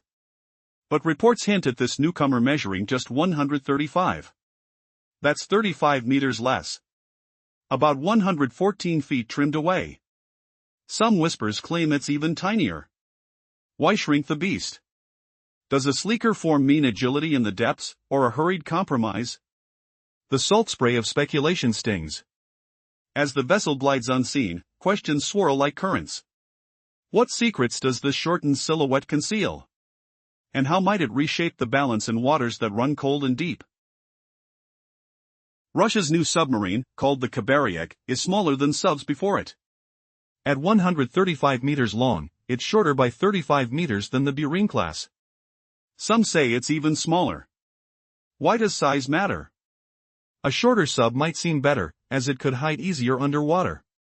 But this Khabaryek sits lower in the sea than its model. That lowers its buoyancy reserve. Could this risk the crew's lives? Picture the cold, dark ocean crushing down. Feel the chill seeping through the hull. Hear the distant hum of engines. Is Russia risking everything for this weapon? We'll explore what this means for safety and power. The Khabaryek fits Poseidon's deadly drone torpedoes, despite its design. It's 35 meters shorter than Burin-class boats. Reports suggest it might be smaller still. But size brings doubts. Can a compact sub evade detection in vast seas? This one rides low, like a predator crouching. Its reduced reserve buoyancy worries experts. Globe Composite Solutions warns, reserve buoyancy surfaces subs fast in emergencies. High reserves save lives after breaches or hits. Imagine water flooding in, alarms blaring, crew scrambling. Smell the rusty metal, taste salt in the air. Feel damp clothes clinging. Russia's choice seems baffling. Does it sacrifice crew for might? If disaster strikes like the Kursk in 2000, lower reserve could doom sailors. Twist, safety traded for stealth? What secrets hide in this risky build? Buoyancy problems linger for the Khabaryek. Its tiny reserve contrasts Boreai-class subs. Why this odd design? It may interlink with Arctic missions. Surfacing through ice. Feel icy winds howling, pressure squeezing. Hear creaks of stressed metal. Smell frozen brine. Russia's sub threatens its own men. Defense Express rumors add mystery. Does it lack silos for cruise missiles? Poseidon's alone can't win wars. Did Russia cut corners for speed? Picture ominous seas, the sub's fate uncertain. Twist, defenses stripped away? What's next for this floating enigma? Promises of power slip into peril. Khabariek aims to launch Poseidons, yet risks crew doom. Its low buoyancy echoes Kursk horrors. Feel terror rising, waves crashing. Smell fuel and fear. Hear whispers of sabotage. Rhetorical question, will Russia pay in lives?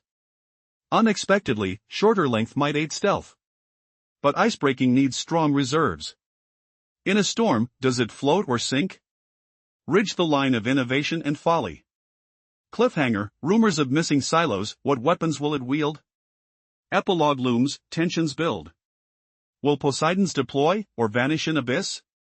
Fear the depths, where ambition meets disaster. Lives hang by threads. Twist, stripped defenses reveal cracks in armor. What terror hides below waves? Imagine a battlefield where machines hunt machines, and one clever move turns the tide forever. What if a single invention could pierce the heart of your enemy's command, leaving them scrambling in the shadows? In Ukraine's fierce struggle against invasion, drone technology has become the ultimate chess game. Each side counters the other's innovations, escalating the tension. But now, Ukraine has checkmated Russia with a groundbreaking drone that targets the minds behind the machines. How did they do it? And what brutal twist awaits? Buckle up, this tale of ingenuity and high-stakes rivalry will leave you breathless. 347 characters, in the shadowed arenas of modern conflict, Ukraine and Russia engage in a relentless duel of wits and wings. Drones swarm the skies like angry hornets, each buzz carrying the promise of disruption. Ukraine innovates. Russia retaliates, and the cycle spins faster, each trying to outsmart the other. But victory tilted toward Ukraine recently. They've unveiled a drone that doesn't just chase vehicles, it strikes at the operators pulling the strings. This new weapon has already landed a devastating blow on a prime target. Picture this, elite Russian specialists, tucked away in hidden outposts, directing their unmanned fleets with cold precision. Ukraine tracked them down, and the confrontation unfolded with shocking intensity. The unit in question? Rubicon, a powerhouse also known as the Center for Advanced Unmanned Technologies. Born in August 2024, Rubicon masters the very drone tactics Ukraine wields so effectively against Russian advances. It's Russia's bold riposte to Ukraine's aerial edge, proving its worth in mere months. Forbes captured the dread on September 30. Journalist David Kirichenko described Rubicon as one of Russia's top frontline forces. It expands kill zones, turning approaches into nightmares for Ukrainian movements. Logistics grind to a halt, supply lines falter under constant threat. Rubicon's pilots operate from safe distances behind the lines, their drones slicing through vital convoys. Trucks, armored carriers, gone in flashes of ingenuity. Russia has finally mirrored a strategy Ukraine perfected years ago. And Rubicon swells like a gathering storm. Maria Bolinska, head of Ukraine's Victory Drones project, shared on Telegram. From hundreds strong, it balloons to thousands, blanketing the entire front. By autumn, expect 5,000 to 6,000 experts and sync teams, gear gleaming. All who study Rubicon nod in agreement, it's ruthlessly efficient. Now in autumn, thousands of its operators lurk within striking distance inside Ukraine.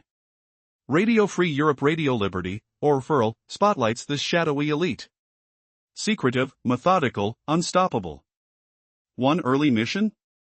Bolstering defenses in Kursk after Ukraine's bold incursion into that Russian region in August 2024. It took time, but Rubicon plus tens of thousands of troops reclaimed nearly all of Kursk by February and March. Military analyst Rob Lee told FRL in September, Rubicon was pivotal in that pushback. Bolinska echoed to the outlet, Rubicon stands as Russia's tech pinnacle. Putin funnels funds to amplify it, making it vast and formidable. Why share this? To drive home the peril. Rubicon's reach chokes Ukraine's defenses, blocking assaults and counters. No point targeting their FPV drones, first-person view models. Cheap to replace, they multiply endlessly. Ukraine craved a way to neutralize the operators themselves. Ground the pilots, silence the swarm. And in early November, they struck true. November 4th dawned tense. Ukraine's main intelligence directorate, or HUR, under the Ministry of Defense, posted on Telegram. A precision operation hit Rubicon's nerve center in Avdiivka, a name etched in the annals of resistance, in occupied Donetsk. In a battered structure, HUR scouts uncovered the invaders' hub from the so-called Rubicon Center. This enemy specializes in unmanned systems, fueling Russia's aggressive campaign. One of their most ready formations, backed by massive state investment, HUR noted. With coordinates locked, Ukraine unleashed its response, fierce and unyielding. Like countless times before, a wave of drones descended on the exposed post in Avdiivka.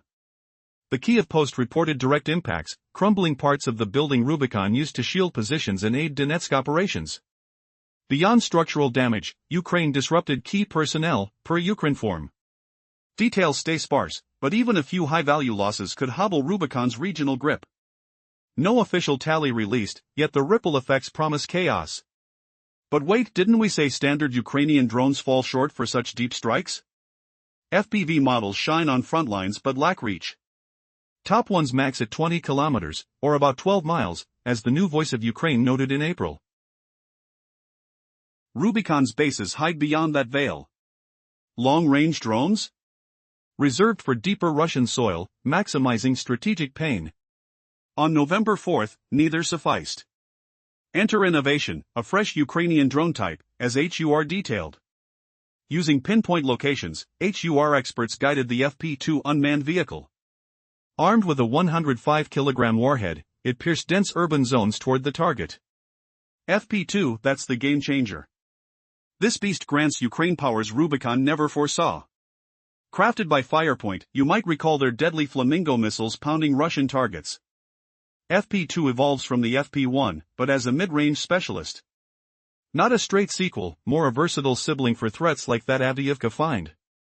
Analyst Ryder Blackthorne dissected it in a Medium post, citing specs that chill the spine. HUR confirms, 105 kilograms, roughly 230 pounds of payload. Dwarfs FPV loads, capable of leveling structures and scattering deployments. Range? A staggering 200 kilometers, or 124 miles. Ideal for border jabs, but gold for occupied zones.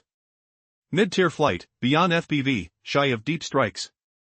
Rubicon assumed safety in the rear. HUR shattered that illusion. FP2 now haunts Russia's hidden depths. Priced at just $55,000 per unit, per Euromedon's press. A steel versus cruise missiles for such hits. November 4th's success?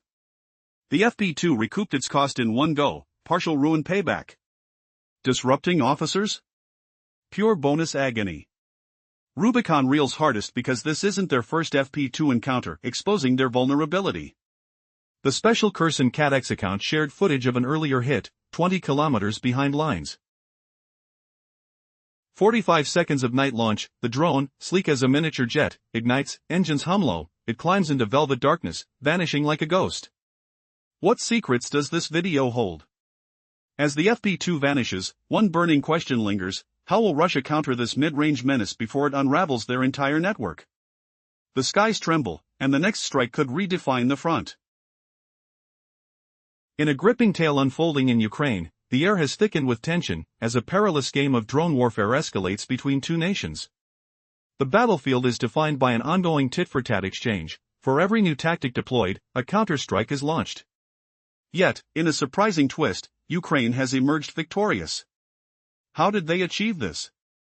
They unveiled a revolutionary drone capable of targeting the operators controlling Russia's aerial assaults, a game-changer that has already struck a significant blow. This innovative drone, known as the FP2, zeroed in on a notorious elite Russian unit called Rubicon, often shrouded in secrecy. Rubicon, formed in late 2024, specializes in aerial warfare that has given Ukraine considerable headaches. With operatives working behind enemy lines, this unit has wreaked havoc, disrupting crucial logistics and making supply runs a nightmare for Ukrainian forces. Analysts have praised Rubicon as one of Russia's most formidable combat units, equipped with drones that have transformed the landscape of modern warfare. As Ukraine's officials noted, Rubicon's powerful drone systems have caused severe shortages in essential vehicles for Ukraine, leading to losses that Ukraine could hardly afford. Yet, unbeknownst to Rubicon, their perceived safety, nestled behind the front lines, was about to collapse. This sense of security shattered on November 4 when Ukraine launched a precision strike on Rubicon's hidden headquarters in the devastated city of Avdiivka. In that half-destroyed structure, HUR operatives discovered the very heart of Rubicon's drone infrastructure. The opportunity was ripe for an assault, and Ukraine utilized an ingenious combination of technology and strategy. With their new FP2 drone, crafted by the innovative company Firepoint, Ukraine executed a strike that left Rubicon reeling. Armed with a staggering 105-kilogram warhead, the FP2 was capable of obliterating both structures and their defenders. Despite Rubicon's advanced capabilities, the FP2's medium-range prowess and agility allowed it to breach defenses with devastating precision. As a result, not only was the Rubicon base partially destroyed, but a significant number of Russian officers also perished in the chaos. The strike disrupted Rubicon's operations and, perhaps most importantly, it sent a clear message: Ukraine had found a way to combat the once insurmountable challenges posed by Russia's elite forces. But here's where the story takes an unexpected turn. How did Ukraine, against the odds, develop this remarkable drone? They seized control of critical intelligence and leveraged the very technology that had been used to torment them. This wasn't merely a battle of machines, it symbolized a shift in power, a narrative of resilience against oppression. With autumn breezes swirling, what lies ahead in this relentless conflict?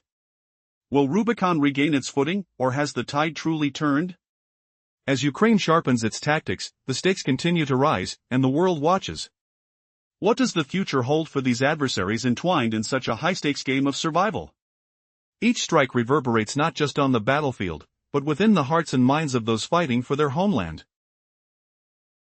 The stage is set for more drama, more twists, and possibly, even greater revelations as the game evolves. Continuing from the last part. Russian propaganda might be hiding Poseidon's flaws, claiming it's a game-changer while the Ukraine conflict rages on. Could this weapon truly be fake? Imagine the stench of burning circuits and the echo of failed launches in a crumbling lab. Is Russia's mighty Poseidon a real nightmare for the world, or just a clever illusion to mask defeat?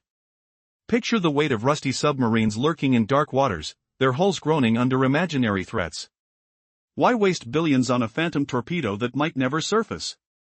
Russia's leaders hype the superweapon, but doubts swirl like fog over a battlefield. Military experts whisper that Khabaris, the special submarine designed for Poseidon, is flawed and pricey. Without its payload, what's it doing there? It's not even as good as older Russian subs, lacking defenses against common attacks. Could Putin be bluffing again? The chilling truth might be that this combo is his desperate bid to seem powerful. He doesn't have the might he pretends to possess. Think of the recent arms shipment to Venezuela. It looks like strength, yet it screams weakness. Puppet regimes are faltering, allies crumbling like dust in a storm. What if this delivery marks the end of Putin's empire dreams? The air thick with betrayal, leaders scrambling in shadows. Suddenly, alliances shatter. The twist? Poseidon's core threat explodes as myth. Without real power, it'll sink faster than a forgotten sub. It's not terror, it's theater. And Putin's grand show might collapse in the next act. Is the mighty Russia just a facade? Will the world call his bluff? The drama unfolds, more surprises ahead. Bringing back the chaotic evacuation from Avdiivka, the Washington Post revealed in February 2024 that Ukraine's troops weren't pulled out safely before Russian forces stormed in. The withdrawal? A messy scramble, far from the orderly exit officials claimed. Have you ever felt the sting of a bitter loss, only to grab a weapon that turns the tide? What if Ukraine just unleashed revenge on Russia in the most unexpected way, striking not just buildings, but nightmares from their past battles? Picture the dusty ruins of Avdiivka, where the air still reeks of smoke and defeat. Sirens wail faintly in the distance, a reminder of fallen comrades. Russia had the upper hand there, outnumbering Ukrainian fighters 7-1. They rained down up to 60 powerful glide bombs every single day. Thousands of brave Ukrainian soldiers perished in that brutal fight. Avdiivka stands as one of Ukraine's darkest defeats in this endless war. Yet, fast forward to early November. What the military intelligence agency called HUR achieved against Rubicon and Avdiivka? It wasn't merely about crippling a deadly drone squad. That hit delivered sweet, searing vengeance for Russia's horrors during the battle. Now, armed with this new marvel, Ukraine can unleash precise attacks on Russian positions. Targets once unreachable by boots on the ground or lesser weapons. Flashes of memory swirl in my mind, the gritty taste of dust on your lips as bombs thunder overhead. The acrid smell of explosives burns your nostrils. Skin prickles from the cold night air as chaos erupts around you. That energizes the present fury. But let's not get ahead. Avdiivka's war might reignite, reshaped beyond the savage clashes of late 2023 and early 2024. The EFP-2 drone? It's Ukraine's potential savior, though no single tool wins wars outright. Nuclear options aren't in play here. Still, the EFP-2 bridges a critical void. This affordable mid-range killer targets fortified sites, plunging deeper into occupied lands than any standard EFPV drone could dream. Imagine its low cost, around $55,000 each. Strikes like cruise missiles, but without the sky-high price. And Russia? They're already sweating bullets. HUR proved its punch with that Avdiivka strike. Will this drone humiliate Russia's elite, turning their smug operators into trembling targets? The EFP-2 won't smash frontline assaults directly.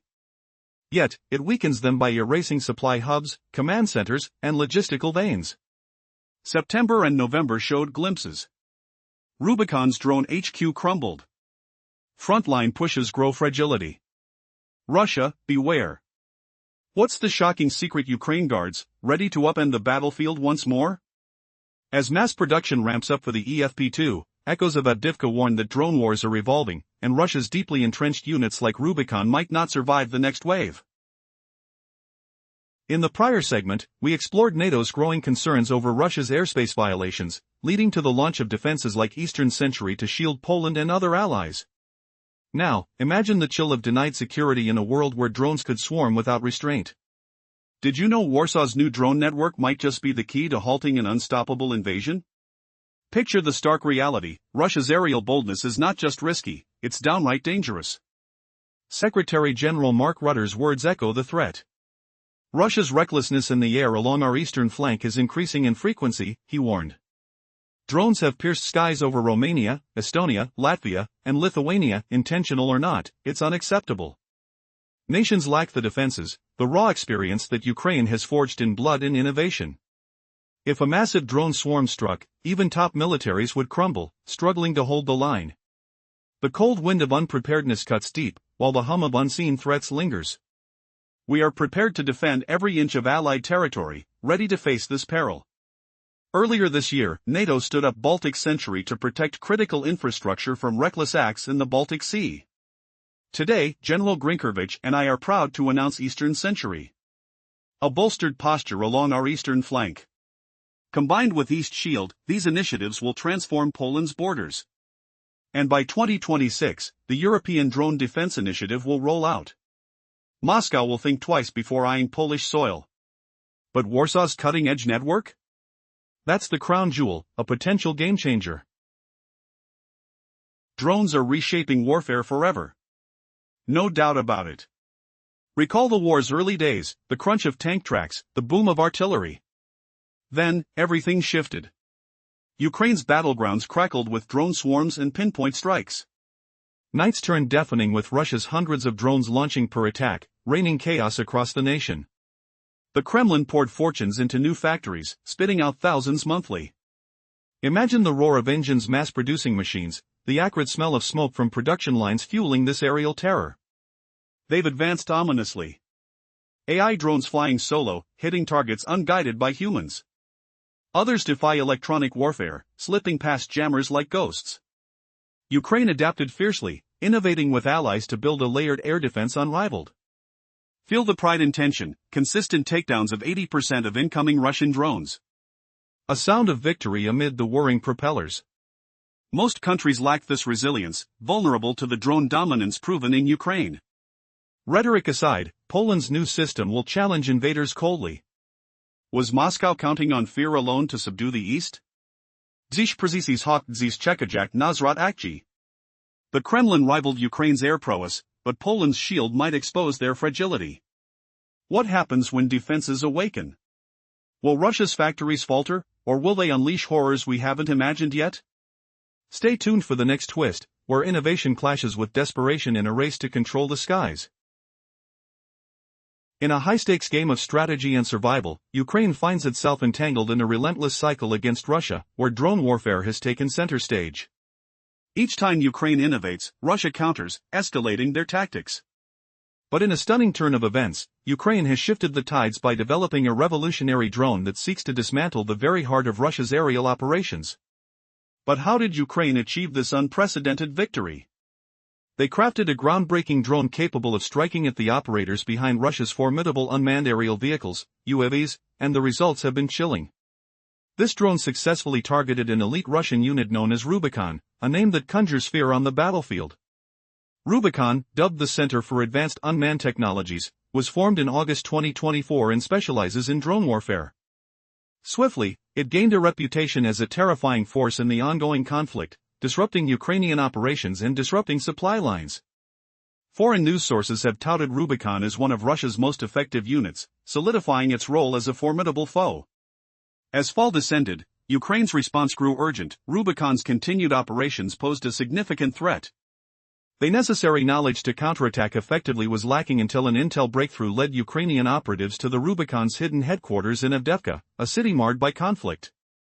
What unfolded next was a brutal, precision strike that shattered the enemy's stronghold. Deploying a swarm of drones, Ukraine unleashed chaos upon the Rubicon facility, executing a meticulously planned operation. As drones zipped through the dusk sky, tearing through the building known to house Russian commanders, an eerie stillness hung in the air, only interrupted by the thunderous explosions reverberating across the landscape. But here's the twist: even though Ukraine's conventional drones had limitations, a new breed of drone entered the fray.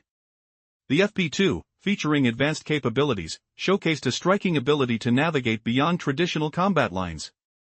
Its robust 105-kilogram warhead and impressive range catapulted it into a realm where Rubicon no longer felt secure.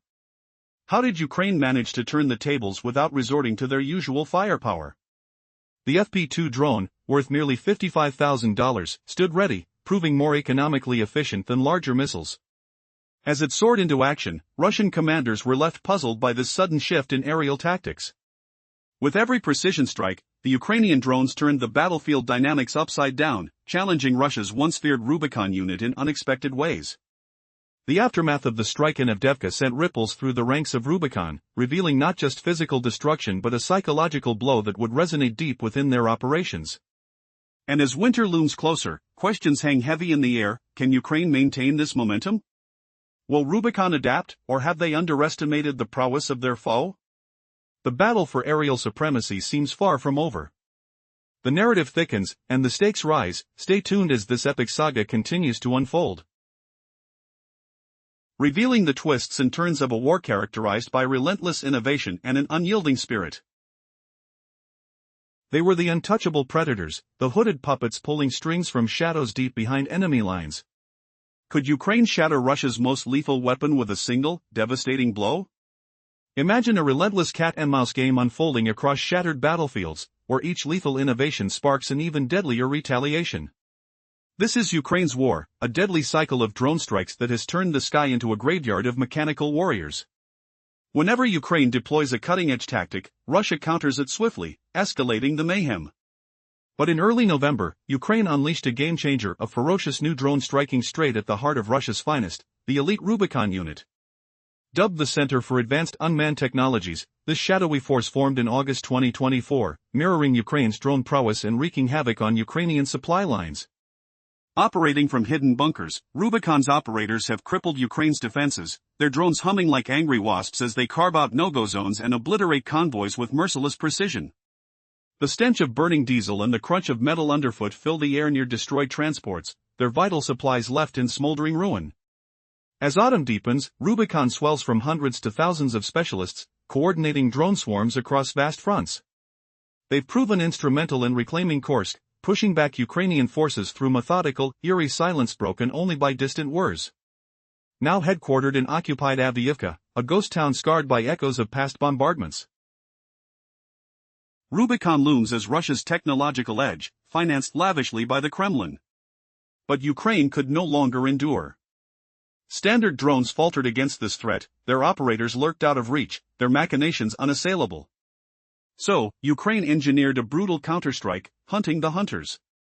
Warriors from the main intelligence directorate stormed Avdiivka's ruins, uncovering Rubicon's lair in a gutted building that reeked of damp concrete and cordite.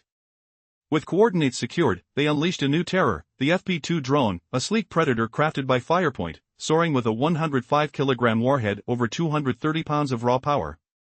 Its range stretches 200 kilometers, bridging the gap between frontline skirmishes and deep rear sanctuaries, a chilling whisper in the night sky that struck true, razing structures and felling officers in a blaze of twisted metal and screams.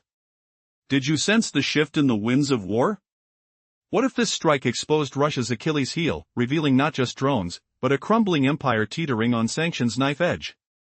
The attack's fallout reverberates far beyond Avdiivka, unraveling Putin's war machine. Continuing from that thunderous drone assault that crippled Rubicon's Avdiivka stronghold, unveiling Russia's elite unit cracking under Ukraine's newfound fury.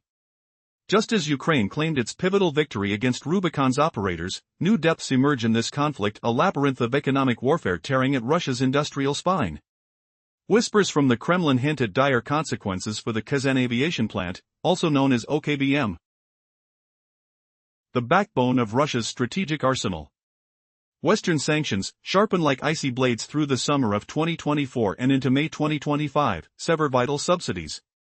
Without them, OKBM stumbles, its operations tethered to Western tech that's now forbidden, the factory halls echoing with the grind of outdated machinery struggling in vain.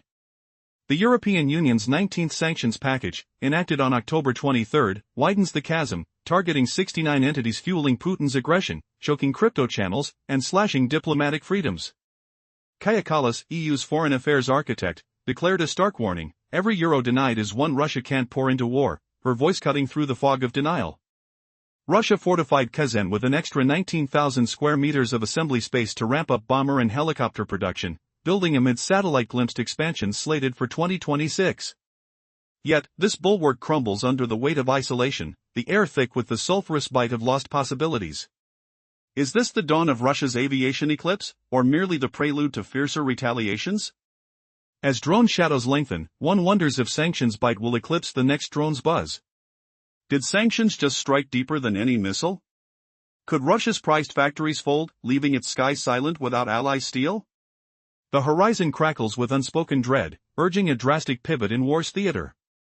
Building on the EU sanctions blow that strangled Kazan's ambitions, forcing a re-evaluation of Russia's fortified avionic dreams and its drones' dwindling might. Yet,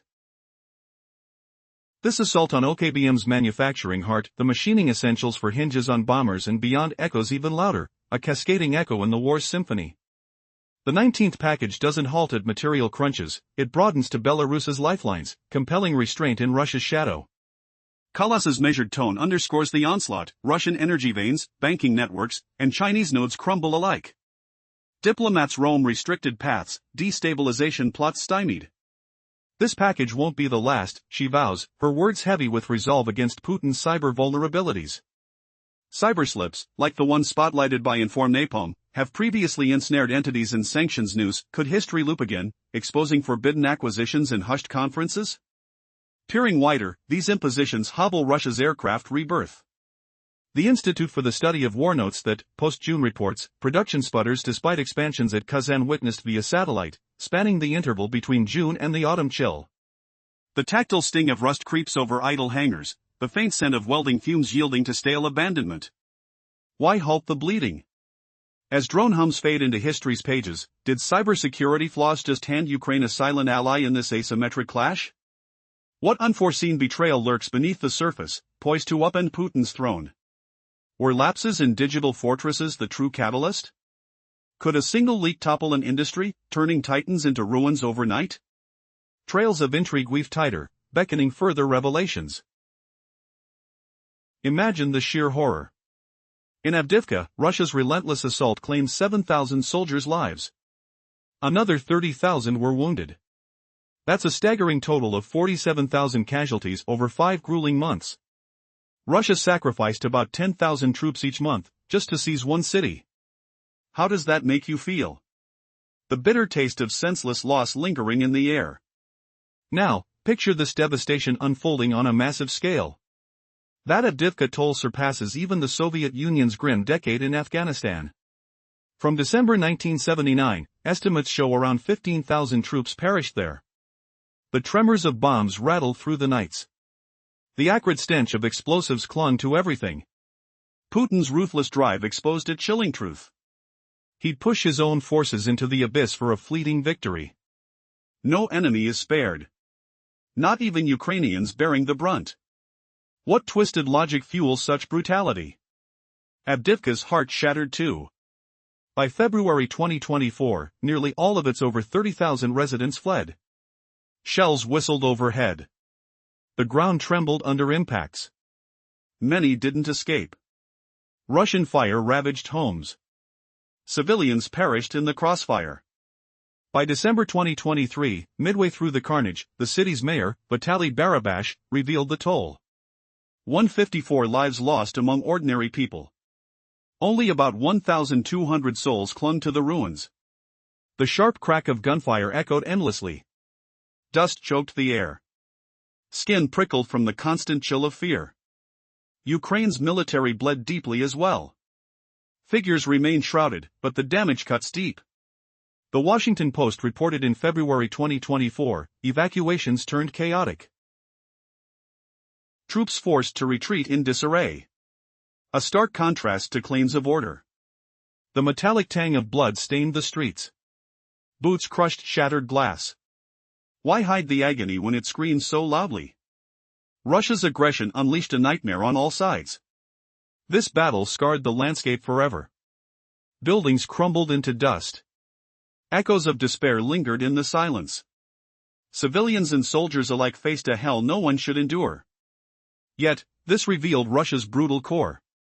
Will Putin stop at nothing? The humid fog of smoke settled like a shroud. Sweat and grime smeared faces as survival hung by a thread. What lies next in this cycle of pain? Have you ever imagined a monster lurking in the ocean depths, a submarine designed for nuclear terror? Picture the Khabarovsk, Russia's enigmatic vessel, shrouded in mystery and built to unleash chaos. Questions swirl: does it sacrifice everything for one apocalyptic weapon? Last time, we explored how this sub's design might spell danger for its crew, with rumors of buoyancy flaws and the absence of crucial missile silos.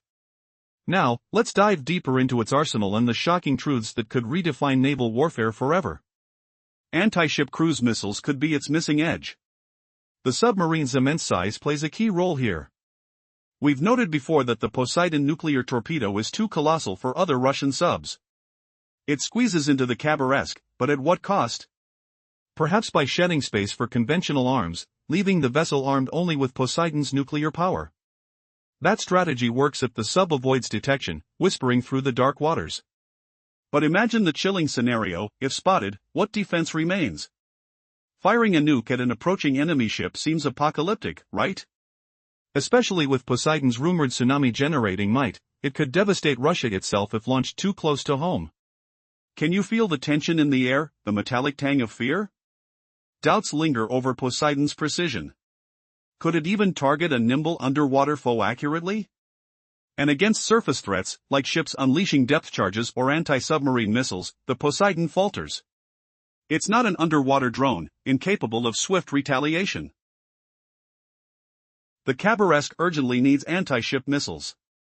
Yet, reports from Defense Express suggest it might lack them, a flaw that cripples its versatility for Russia. The cold spray of the sea stings the skin as debates rage. These quirks seem bizarre, yet not fatal. What twist truly undermines the Khabarovsk? Why was this behemoth even built? Russia claims Poseidon's unlimited range, up to 6,000 miles or beyond, fuels its terror. Miniature nuclear reactors power the drone torpedo, per United 24 media. So why tether it to a sub? If true, land-based launches would suffice, eliminating the need for this maritime giant. The hum of reactors echoes in the silence, a sensory overload of power in peril. Is the Khabarovsk a wasteful gamble, or a hidden ace in Russia's deck? As autumn winds howl over Eastern Europe, imagine Ukraine watching from afar. You won't believe how this submarine's flaws tie back to frontline drones, shifting the battle's very horizon. Stay tuned. What if Russia's answer to Ukraine's tech isn't sinking, but soaring instead? The game just escalated, and no one saw it coming. A fierce cycle of retaliation rages across Ukraine's battlefields. Drones dominate the conflict, with each side escalating tactics in a deadly game of innovation. Ukraine recently claimed victory by deploying a groundbreaking drone to target Russian operators directly, striking fear into their elite Rubicon unit. Imagine the shattered facade of a headquarters in occupied Avdiivka, where elite soldiers once commanded swarms of unmanned killers, now lying in ruins. Continuing from the FP2 drone's dramatic launch into the night sky, like a small plane vanishing into darkness, we shift to its own view. The real-time feed captures the terrain ahead. Just like Ukrainian FPV drones, this EFP2 streams live footage for precise steering. In black and white, it feels cold and distant. Pilots adjust with every detail. Seconds pass, and the drone zeroes in on a forested target. A building's roof flashes briefly as it dives. Then, the screen goes black. But we know the impact. The feed switches to a high-flying reconnaissance drone overhead. It reveals the massive blast, the facility erupting in flames. Smoke chokes the air, carrying the acrid tang of explosives. Debris scatters, the ground trembling beneath. Ukraine doubled down on its assault. Another EFP2 descends, tube footage showing the wrecked roof from close range. Then back to the recon view, catching the second explosion. More strikes follow, pounding the site. Was this Rubicon's air defenses too weak, or completely blind? Either way, Russia's pride crumbled. David Axe summed it up in his trench art column back in September. 4 EFP2 drones smashed into the building housing operators. One facility, $220,000 in drones expended. Yet the loss of that command hub and its skilled personnel was invaluable. Ukraine sent a clear warning, "We've pierced your safe zones." Did Rubicon heed it? November 4th answered. HUR struck again, flames engulfing another headquarters, claiming officers and drone experts. But Ukraine's chain of victories hints at darker secrets. Could Russia be preparing a counterblow that humbles this new edge? In a deadly dance of drones, Ukraine and Russia escalate attacks, each trying to outsmart the other. But Ukraine's new FP2 drone flipped the script, targeting Russia's elite Rubicon unit operators. How did this strike change everything for the front lines? Picture the acrid stench of smoke lingering in the air, the distant rumble of explosions echoing through Avdiivka. Did Rubicon really think they were untouchable behind enemy lines? On November 4th, Ukraine proved them wrong, again. HUR's intelligence struck true, flames engulfing another Rubicon headquarters. More officers and operators perished in the inferno, their screams piercing the night. Russia's defenses failed miserably, either too weak or blinded to stop these precision blows. Feel that chill of vulnerability? Rubicon's technological edge crumbled under Ukraine's relentless innovation, leaving them scrambling in shock. From the ashes of that strike, a deeper twist emerges. Ukraine's tactics evolved faster than anyone predicted. You might ask, could this be the turning point in Donetsk? HUR's telegram carries a stark reminder: for every atrocity against Ukrainians, justice will follow. This wasn't just any hit, it was revenge simmering since Avdiivka's brutal fall. Imagine the taste of dust in your mouth, the constant thunder of artillery as soldiers clawed for every inch. The battle raged from October 2023 to February 2024, a nightmare where Ukraine's fortress city became a slaughterhouse.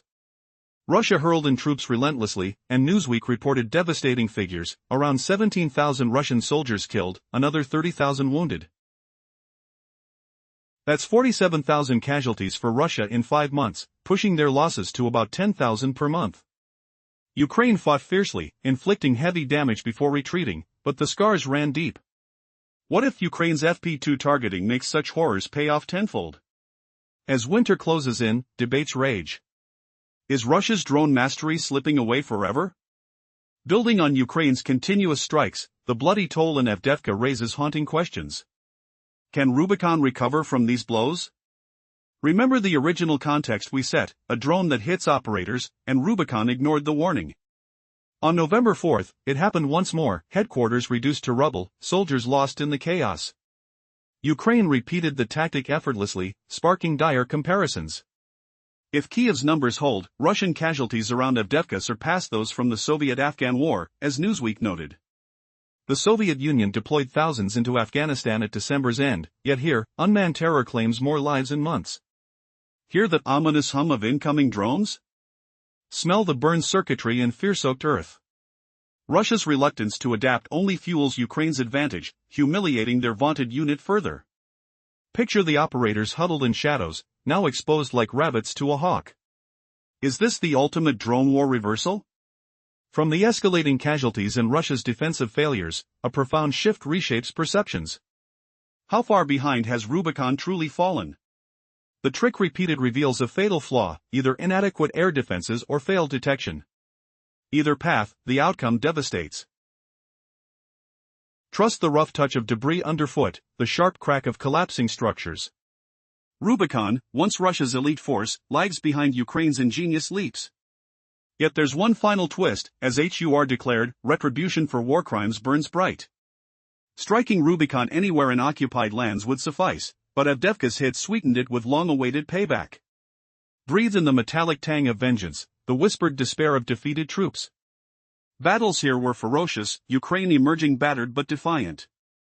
Russia's gamble cost them dearly, and now, drone strikes amplify those wounds. Will this cycle end, or spiral deeper into terror? As autumn fades, the front lines pulse with unseen fury, operators' lives now pray to the skies. Can you feel the sting of historical lessons repeating? As the fierce battle rages on in Ukraine, a new and dangerous game unfolds. The stakes are high, with both Ukraine and Russia engaged in a relentless drone warfare, each side seeking to outmaneuver the other. Just when it seemed Russia had the upper hand with its elite Rubicon unit responsible for wreaking havoc on Ukrainian supply lines, Ukraine flipped the script with a game-changing innovation, a new drone variant designed to strike at the very heart of Rubicon's operations. What if the true battleground is not the skies, but the minds behind the drones?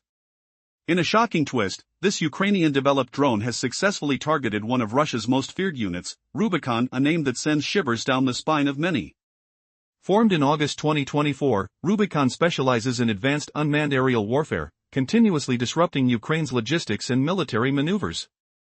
U.S. analyst David Kirichenko highlighted Rubicon's frightening efficiency, remarking on the unit's ability to expand Russia's killing zone, making it increasingly difficult for Ukraine to conduct operations. Yet, unbeknownst to Rubicon, a new threat has emerged from the shadows.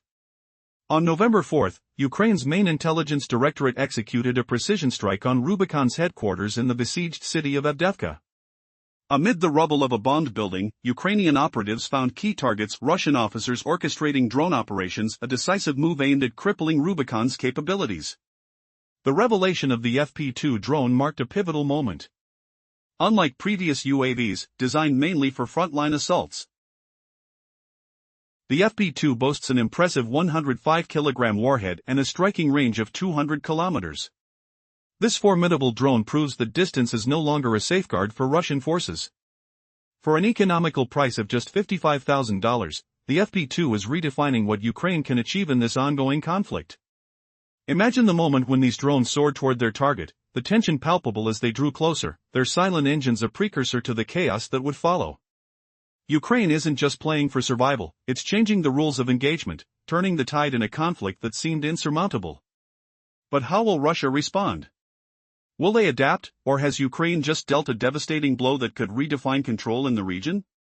In a world buzzing with anticipation, Ukraine's strike signals something bigger, a shift in the balance of power, leaving many analysts to wonder, is this the beginning of the end for Russia's relentless pursuit of drone dominance?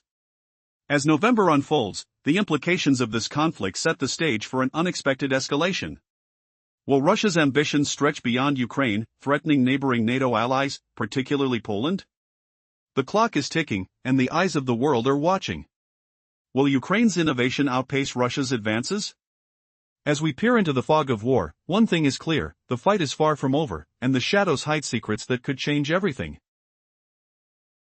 Continuing from the previous chapter, where Ukraine taunted Russia with warnings of targeting drone operators, and struck again on November 4, reducing a Rubicon stronghold to flames and claiming Russian lives, figures that rival the Soviet Union's grim toll in Afghanistan. Now we delve deeper into the hidden consequences.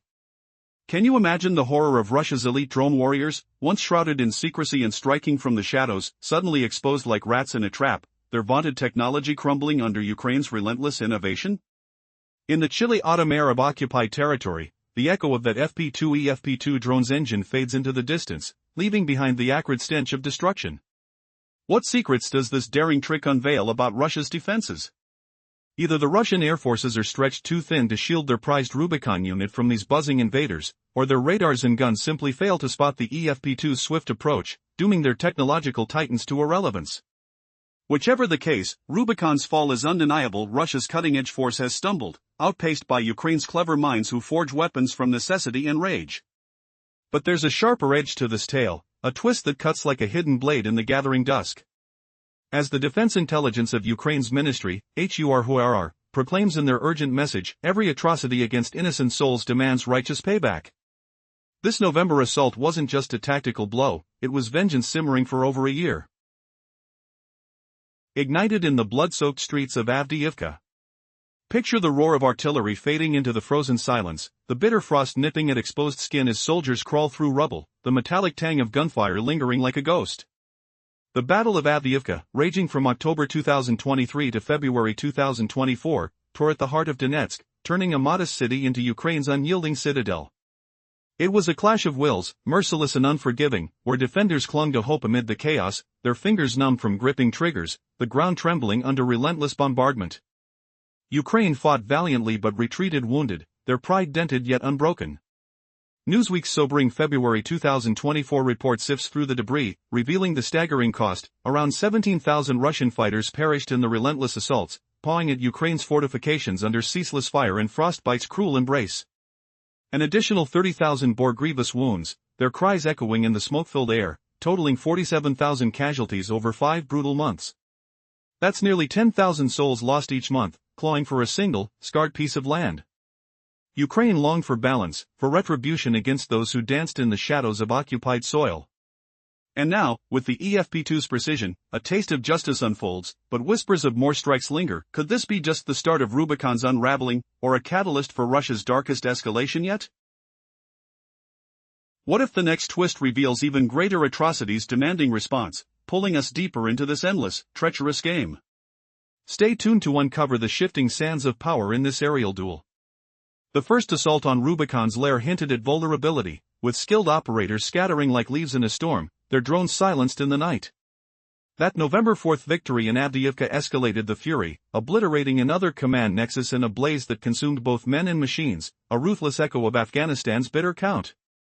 Now, as we peel back the layers of this tactical gambit, what lurks beneath the surface, a crumbling empire or a reborn rage? Imagine the stark question hanging in the air: has Russia's impenetrable air shield finally cracked, or are their sentries blind to the EFP2's ghostly glide? The possibilities clash like storms brewing on the horizon. Perhaps Russian fortifications, those iron bulwarks meant to guard their technological jewels, are hopelessly inadequate, overwhelmed by sheer numbers and cunning. Or maybe their detection systems, reliant on echoing radars and vigilant eyes, simply miss these swift, assassin-like fools. Whichever shadow prevails, the outcome stings sharply for Rubicon. Russia's vaunted innovators, once kings of the digital battlefield, now trail pathetically behind Ukraine's resourceful creators, their edge dulled by relentless challenge. Yet, a final, biting revelation twists this narrative, one we've teased in earlier moments of the story. HUR. The vigilant guardians of Ukraine's intelligence, voices this in their resolute call: for every outrage inflicted upon Ukrainian lives, fair and exacting justice shall follow. They utter it in the heat of November's triumph, a promise carved in the bone-chilling resolve of a nation pushed to its limits. Striking Rubicon's heart anywhere in the occupied lands would have sufficed, a powerful blow to stem the tide of disruption.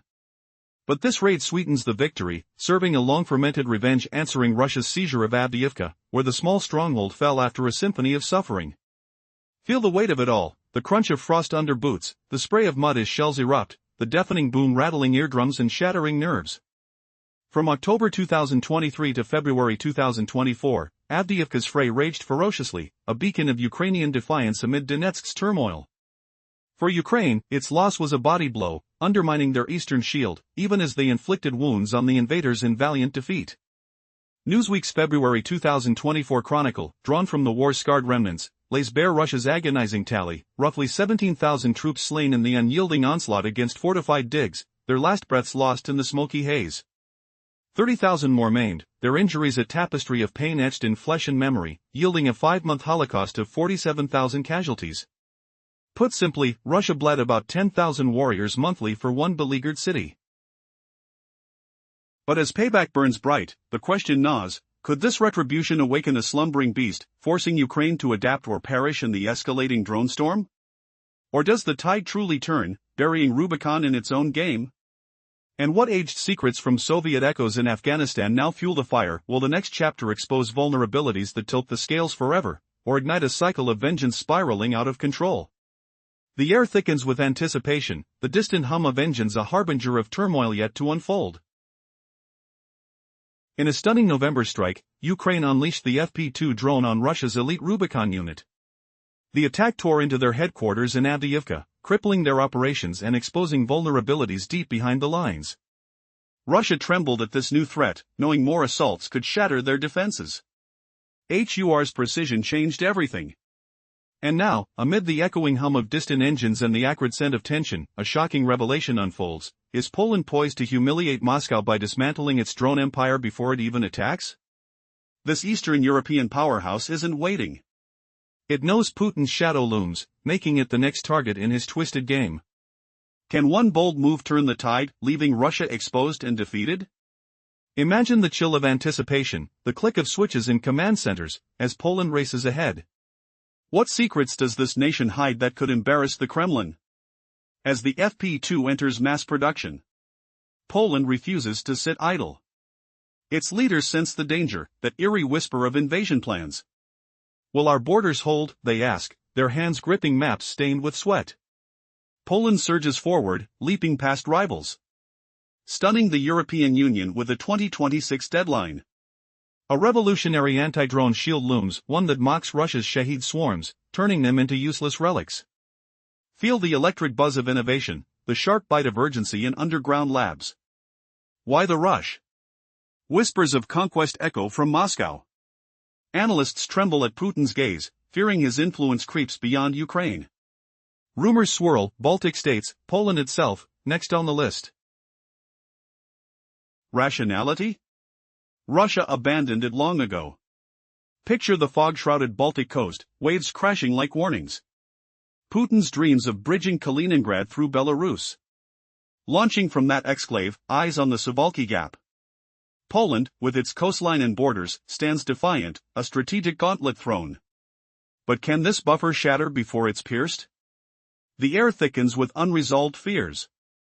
What's Poland's hidden ace promising total capitulation for Russia? A twist hits hard. This defensive frenzy exposes Tanpol's irrationality, forcing NATO to reckon with deranged ambitions. Putin craves control, but Poland's anti-drone marvel humiliates him, revealing cracks in imperial armor. Will Europe unite, or watch Poland single-handedly redefine security? Seconds tick. As this rescaled frontier shifts, Russia's nightmares deepen and unexpected humiliation brewing in plain sight. Feel the tremor of geopolitical shakeup, the taste of victory's edge. Why should Ukraine's triumph be singular? Surprise unfolds as Poland crafts a barrier beyond belief, outsmarting Moscow's hologramic reach. The reek of smoke from simulated clashes fills the air. Is this the moment Europe strikes back? Uncertainty lingers, a cliff air hanging like storm clouds. What unimaginable riposte awaits next? In a relentless game of escalating drone warfare across Ukraine, Kyiv has unleashed a game-changer, a mid-range drone capable of hunting down elite Russian operators, including those from the feared Rubicon unit, turning the tables in brutal precision strikes. But how does this tech domino into a deeper saga of defense innovation? Imagine the chilling buzz of incoming drones slicing through the night sky, their engines whining like angry hornets as they zigzag toward targets. Could your nation's skies withstand a swarm like Russia's without crumbling under the weight of destruction, lives shattered in fiery explosions? That's the stark reality Ukraine has mastered, turning defense into an art form with global lessons. With unwavering support from allies worldwide, Ukraine has crafted the most advanced layered air defense network ever seen, consistently obliterating around 80% of invading drones from Kremlin forces. Other countries falter, lacking Ukraine's hard-earned battlefield wisdom. Ever faced a drone onslaught unleashing hell on your soil? Step back in time just a bit. We'd seen Ukraine's defenses evolve into this impenetrable shield, neutralizing swarm after swarm with radars, interceptors, and cold-blooded precision. Now, feel the raw vulnerability others endure, where a single drone strike smells of burning fuel and echoes with screams of chaos. Most nations, even military giants, would bleed casualties from a Russian drone flood, their defenses unprepared for the tactile terror of groping debris after the roar fades. Enter Poland. Scarred by September's taste of that dread, drones humming like distant thunder, their strikes leaving a metallic tang in the air and bodies trembling. Poland stumbled against it all, but emerged wiser, refusing to hesitate like the timid rest. What if Russia turned its drones on your homeland tomorrow? Would you crumble, or rise like a phoenix? Shocked by that brief encounter, Poland dove headfirst into transformation, emulating Ukraine's blueprint with unyielding resolve. Can you sense the urgency in the air, the rush of investment like a heartbeat quickening? They're weaving complex defenses layer by layer, radars scanning horizons, surveillance eyes probing shadows, early warning systems whispering alerts through the fog, air defenses roaring to life, interceptors slashing through skies, reconnaissance drones circling like watchful hawks, sensors shivering with every intrusion. In moments of quiet pause, Poland's metamorphosis whispers of unstoppable might. Picture this: while others doodle in denial, Poland charges forward, slapping arrogance aside with decisive action. Who wins in the face of such humiliation, the delayers or the doers? The nation's defense budget exploded since the war ignited, fueling procurement of cutting-edge tanks from allies like the US, Germany, and South Korea. Heavy artillery stands poised to pulverize invaders in earth-shaking salvos, fighter jets patrol with predatory grace, and conscription plans beckon, training every able-bodied man for the crucible. Ground forces surge stronger, air commands dominate expansively. The army swelling with active troops and battle-hardened reservists for the months ahead. In the dust of hesitation lies defeat. Will Poland outwit Russia's drone shadows, or fall victim to their sting? Soon, Poland's drone detectors and destroyers will gleam operational, paired with an army not just enduring Russian aggression but thrashing it back. Feel the ground quake under armored boots, smell the ozone of victory close. Yet if Russia's forces push deeper, what unexpected gambit hides in the gloom? A twist of alliances or a secret tech surge could flip the script, leaving invaders reeling in disbelief. What horrors await if Poland falters just once? Imagine a war where machines dance in the sky, each strike a brutal counter. Units clash, tactics evolve, and one side gains the upper hand with stunning precision. Ukraine, long harassed by Russia's drone maestros, has flipped the script. They've unleashed a lethal bird that hunts the hunters themselves. How far will this vengeance go? In Avdiivka, a shattered stronghold, the air crackles with smoke and echoes of explosions. Does this new weapon break the chain, or invite a darker storm? In this relentless war, drones are the unseen fists pounding the earth. The whoosh of rotors cuts through tense silence. Feel the gritty dust on your skin as Ukrainians scramble. Russia answers every move, their devices turning supply lines into graveyards. Yet Ukraine says, enough. A spark of innovation ignites. Their FP2 drone soars, a sleek phantom with a heavy heart. Its thudding warhead strikes deep, targeting the brains behind the buzz. Will this gamble pay off, or awaken a sleeping giant? Russian forces revel in their iron grip on the skies. Elite units like Rubicon, formed in August 2024, buzz with unseen terror. Operators huddled in shadows, slick with sweat and the hum of screens. Forbes calls them a nightmare, expanding kill zones that chokepoint Ukrainian veins. Supply trucks explode, men scream into the night. But can such mastery endure? As autumn chills bite, Rubicon swells from hundreds to thousands, their crews a well-oiled machine. Radio echoes confirm their methodical horror in Kursk, repelling invaders with drone swarms. Is this peak power, or a fragile crown? Ukraine chafes under this yoke. Their defense is strained. Drones disrupt logistics, turning every move into peril. The scent of cordite lingers on armor, hearts pound in the dark. They need more than flimsy wings, they crave the hidden pulse. Analysts whisper of Rubicon's creator, Belinska, warning of their growth. Putin pours millions into this beast. Can Ukraine pierce this veil? On November 4th, a whisper becomes a roar. Coordinates lock, vengeance unfolds. Why hesitate when lives hang in the balance? In occupied Avdiivka, a half-ruined slab hides Rubicon's lair. Cold concrete walls vibrate with looming dread, the stench of fear and fuel thick in the air. Ukrainian intelligence, HUR, strikes with merciless grace. FP2 drones descend, EFFP2, winged harbingers carrying 105 kilograms of doom. Buildings buckle, flames lick the night. Officers vanish in rubble, their commands silenced. The hum of victory drowns distant thuds. Are these elites truly felled, or is this just the first tremor? Earlier blows using humble FPVs reach but 20 kilometers, mere whispers against Rubicon's depth. Yet Firepoint's creation bridges the gap.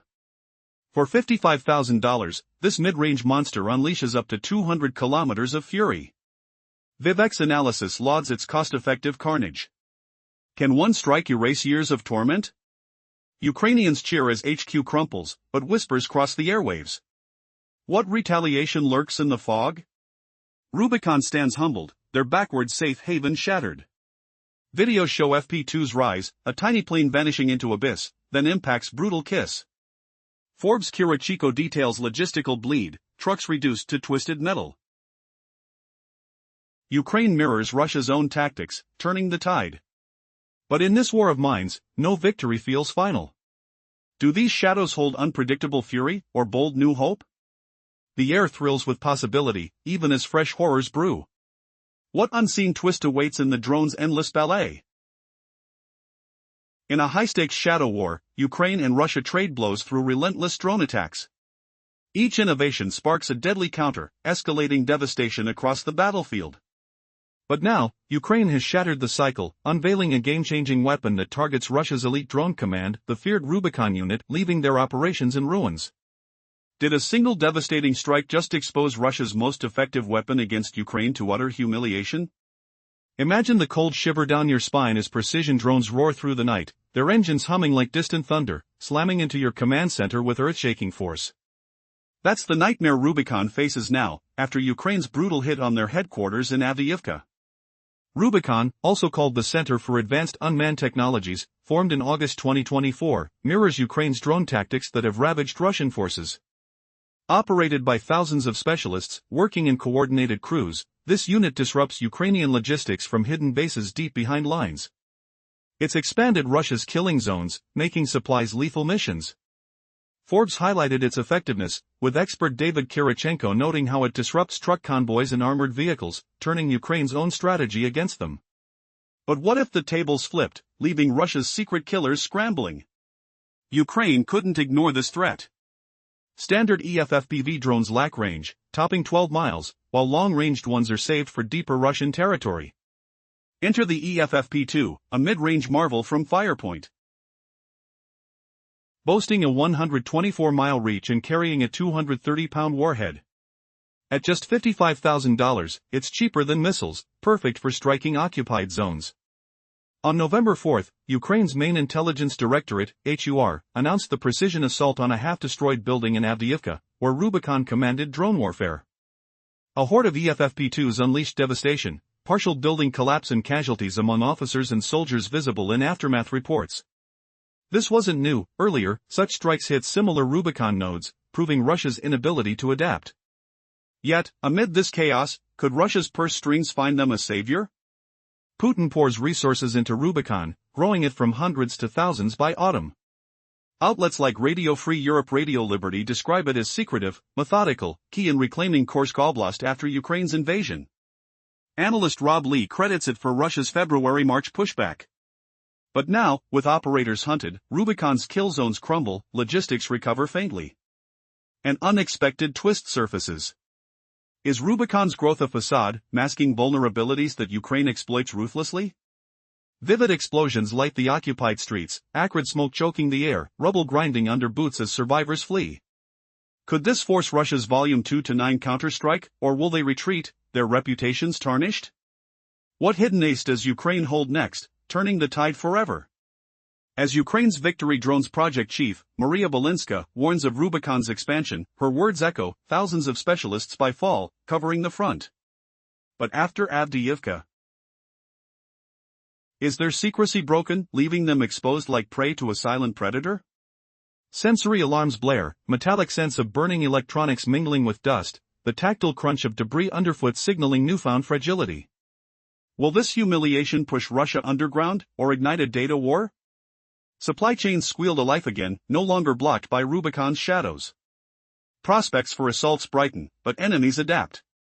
Could Rubicon's tactics evolve, or is this the end? Imagine operators glancing over shoulders, heartbeats pounding as drones form overhead. If Ukraine tracks more, is total collapse near? Your move, Russia, what's the killer response? What shocking revelation awaits, flipping fortunes once more? / further origins traceback, speculating why this submarine prototype emerged at all. Poseidon's nuclear torpedo boasts ranges from 6,000 miles to unlimited, powered by miniature reactors needing no launcher. Why confine it to a specialized sub? Perhaps surface launches from shore suffice, avoiding costly underwater hiders. Does this make the Khabarovsk redundant, a colossal misstep? Ponder the risks, like buoyancy flaws endangering crews. No launch silos rumored, stripping anti-ship missiles. What defense in close encounters? Firing Poseidon's tsunami nuprise on Russian coasts unwise, too accurate for oceanic spots. Incapable against ships dropping depth charges. Emotional toll builds, crews trapped, sanity eroding in isolation, metallic tang of recycled air stifling. Twist reveals design flaws invalidating its purpose. If Poseidon launches from shore, no sub needed. Khabarovsk a sinking relic? Yet, shockingly, Russia's Comet lugubrious. What drives this phantom? Resource waste? National pride masking futility? Could undetected ops, nuke only, justify it? But voids remain. Twists multiply, accuracy doubts for targets, environmental threats. Will innovations correct it, or is it scrapped? Hypothetical upgrades loom. Imagine fusion with existing tech. Feasibility low, timelines long. Writer questions linger, what cataclysm if deployed? Rhetorical pulse, what if faults expose Russia? Vivid pressures squeeze hulls, eerie submarine hums vibrate internals. Sands slip away. Potential twist, intelligence flaws leaked, global notice heightened. Could sabotage ensue? Allies wary. Concluding echoes, Khabarovsk symbolizes hubris, dangers unforgettable. Outcomes speculative, stakes colossal.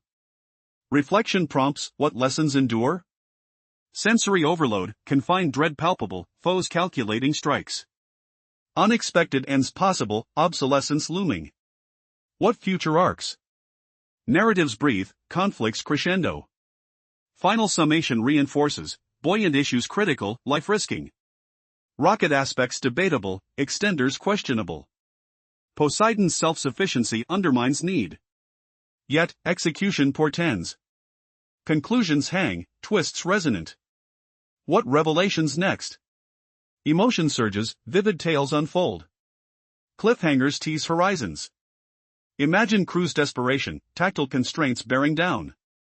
Sounds of muffled engines thrum, tension thick. Rhetorical query, what if history judges harshly? Disdain mounts, humiliation's potential fuel. Adversary insights surface, narratives shift.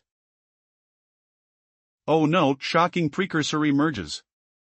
In a crescendo of revelation, buoyancy flaws aren't sole compromise, an ugly aspect rumored absent complicates further.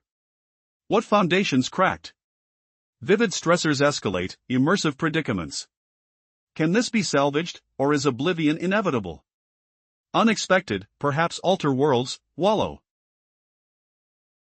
Ukraine's defenses have evolved into a fortress, neutralizing swarms of drones from Kremlin forces with radar, interceptors, and pinpoint precision, consistently destroying around 80% of incoming threats. Allies from the US, Germany, and South Korea have poured in support, creating a layered network that turns potential chaos into controlled victory. Other nations struggle, their skies vulnerable to overwhelming onslaughts, learning harsh lessons from battlefronts far from their borders.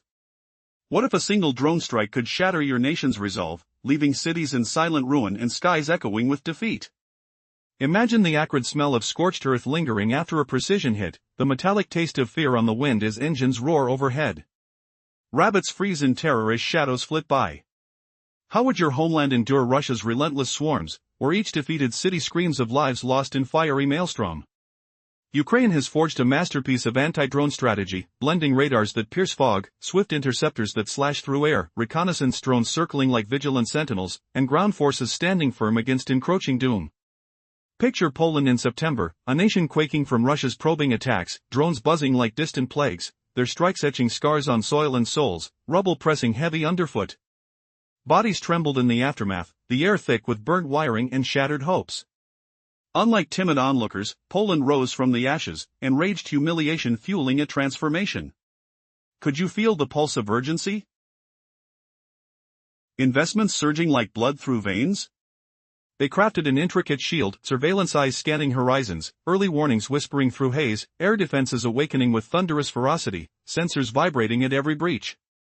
In quiet interludes, Poland's rebirth hinted at unyielding power, daring Russia to strike again.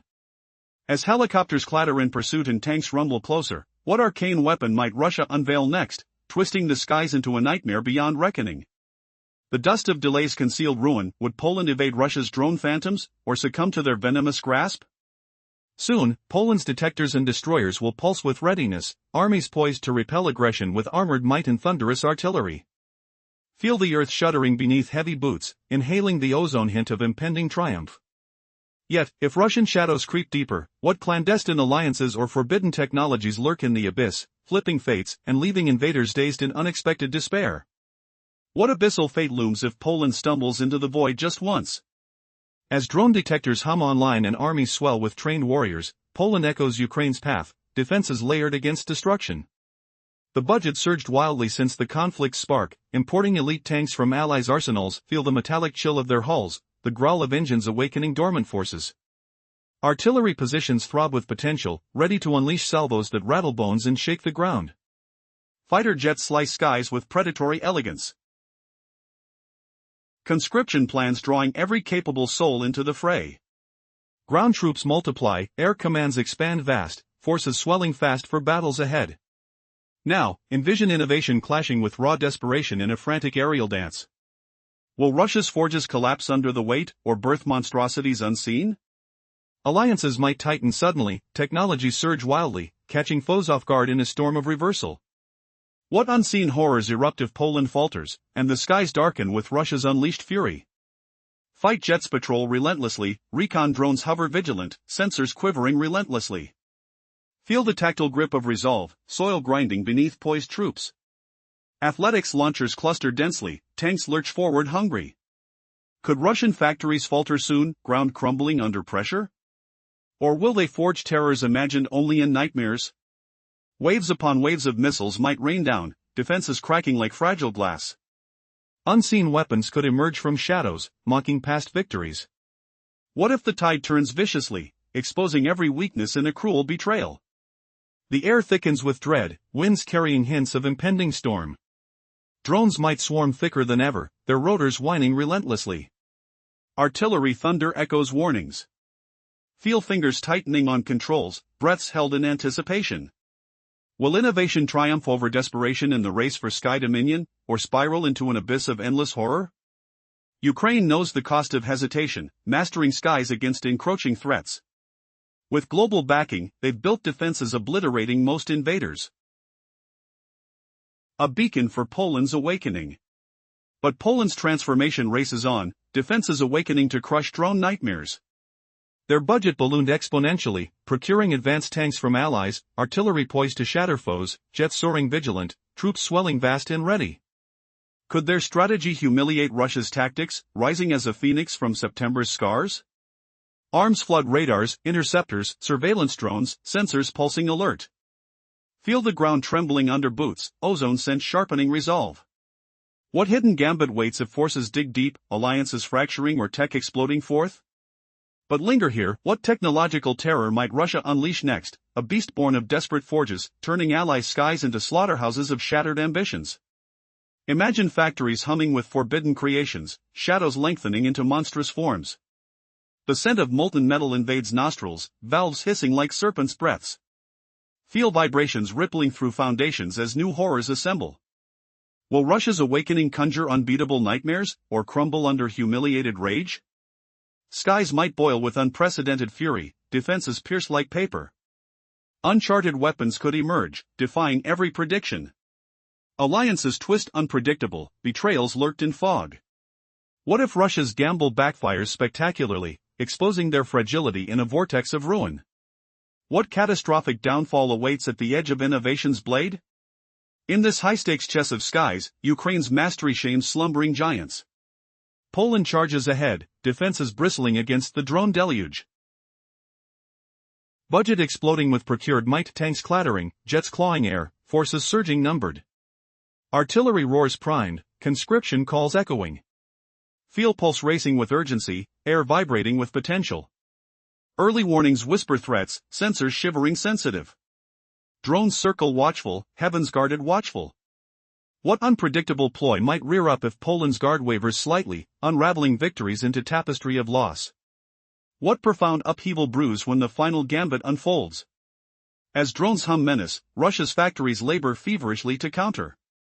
Poland's shield promises humiliation, exposing invaders' raw vulnerabilities. Defenses awaken fully, tech surging against desperation. Feel the chill of intelligence slipping, secrets unraveling thread by thread. Will skies yield to innovation's grasp, or drown in horizon's darkness? Shadows lengthen with coming storms. What ultimate calamity strikes if defenses shatter, skies becoming fields of forgotten dreams? In an escalating game of aerial chess, Ukraine and Russia engage in a relentless struggle, each side escalating their drone tactics with deadly innovation. The stakes were raised dramatically when Ukraine struck a significant blow against Russia's elite drone unit, Rubicon. How did they achieve this? With the creation of a groundbreaking drone, capable of hunting down the very operators controlling Russia's aerial forces. This devastating new weapon has already claimed key targets, sending shockwaves through the ranks of Rubicon. Rubicon, established in August 2024, is Russia's answer to Ukraine's successful drone operations. This advanced unit has proven to be an effective adversary, disrupting Ukrainian supply lines and instilling fear on the front line. Forbes has labeled them as a formidable force, successfully expanding Russia's operational reach. With Ukraine's logistics increasingly hampered, they faced a pressing need to counteract Rubicon's impact.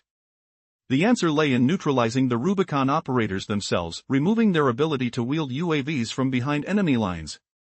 In early November, Ukraine's military intelligence agency, HUR, took decisive action. They zeroed in on a Rubicon command center in the war-torn city of Avdiivka. HUR revealed that they had uncovered the operational hub of this feared Russian unit, known for conducting drone strikes amidst the chaos of war. As the echoes of conflict still reverberated in the air, a plot unfolded. Imagine the scene: a half-destroyed building shrouded in lingering smoke, the tension palpable. Ukraine executed a meticulous precision strike against the headquarters, unleashing a horde of drones that tore through the structure. The operation left not only the building ravaged but also took out multiple officers within Rubicon. This assault marked a dangerous turning point and sent a clear message: Ukraine had a new weapon in its arsenal, striking where it mattered most. But there was more to this revelation. The drones Ukraine deployed were not just any UAVs, they were a new model capable of penetrating deep behind enemy lines. Dubbed the FP2, this drone could carry an impressive warhead, far exceeding the capabilities of its predecessor. With a range of 200 kilometers, it provided Ukraine the means to target fortified installations previously thought safe from Ukrainian assaults. The materials cost was a fraction of alternative munitions, allowing for sustained strikes without the financial burden.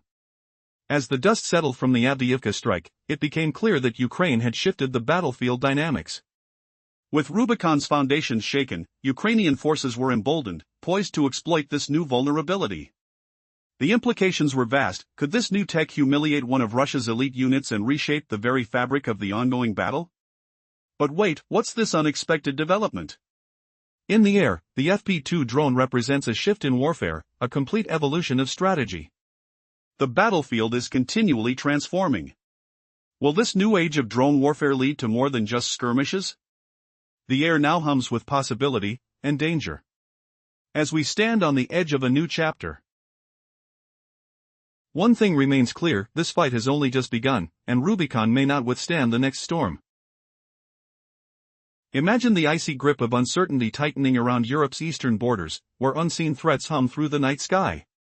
In our last discussion, we delved into NATO's urgent warnings about airspace intrusions, sparking bold defenses like Eastern Sentry to guard Poland and its neighbors from escalating aerial risks. Now, what if one overlooked innovation could shatter the illusion of invincibility for any aggressor? Shocking fact: Warsaw's emerging drone shield isn't just reactive, it's a silent predator network poised to neutralize swarms before they strike, forcing Moscow to rethink every bold move. Could this be the tipping point that exposes hidden weaknesses in Russia's aerial strategy? Feel the chill wind whispering through Warsaw's streets, carrying echoes of distant engine whirs that no one can quite place. Picture the stark contrast: bustling cities below, while above, shadows of potential chaos loom without a sound. Did you know that without proper barriers, even the mightiest alliances could falter under a sudden wave of aerial intruders? Secretary General Mark Rutte's voice cuts through the tension like a sharp blade. Russia's aerial daring along our eastern edge grows more frequent, he declared, his words heavy with the weight of real peril. Intrusions have sliced into the skies over Romania, Estonia, Latvia, and Lithuania.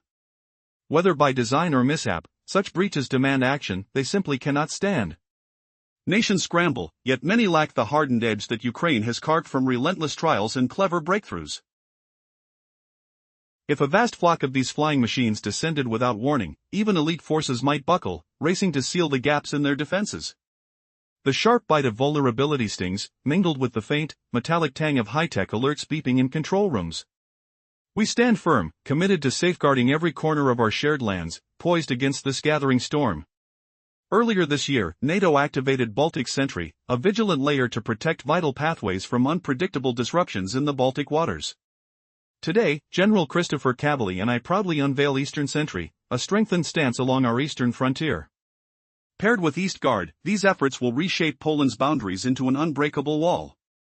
And by 2026, the European Aerial Protection Program will unfold, making any gaze toward Polish ground a grave miscalculation. Yet Warsaw's advanced web of watchers? That's the true gem, a revolutionary force that could redefine the balance. These small flyers are rewriting the rules of engagement for good. No question there. Harken back to the conflict's dawn, the rumble of heavy machinery grinding forward, the thunderous echoes of distant blasts shaking the earth. Then, a seismic shift occurred. Battlefields buzzed with flocks of precision flyers and targeted disruptions. Evenings filled with the relentless drone of launches, hundreds per wave from Russian lines, sowing disorder far and wide. The powers in the Kremlin invested vast sums in sprawling facilities, churning out thousands each month. Envision the thunderous pulse of assembly lines roaring to life.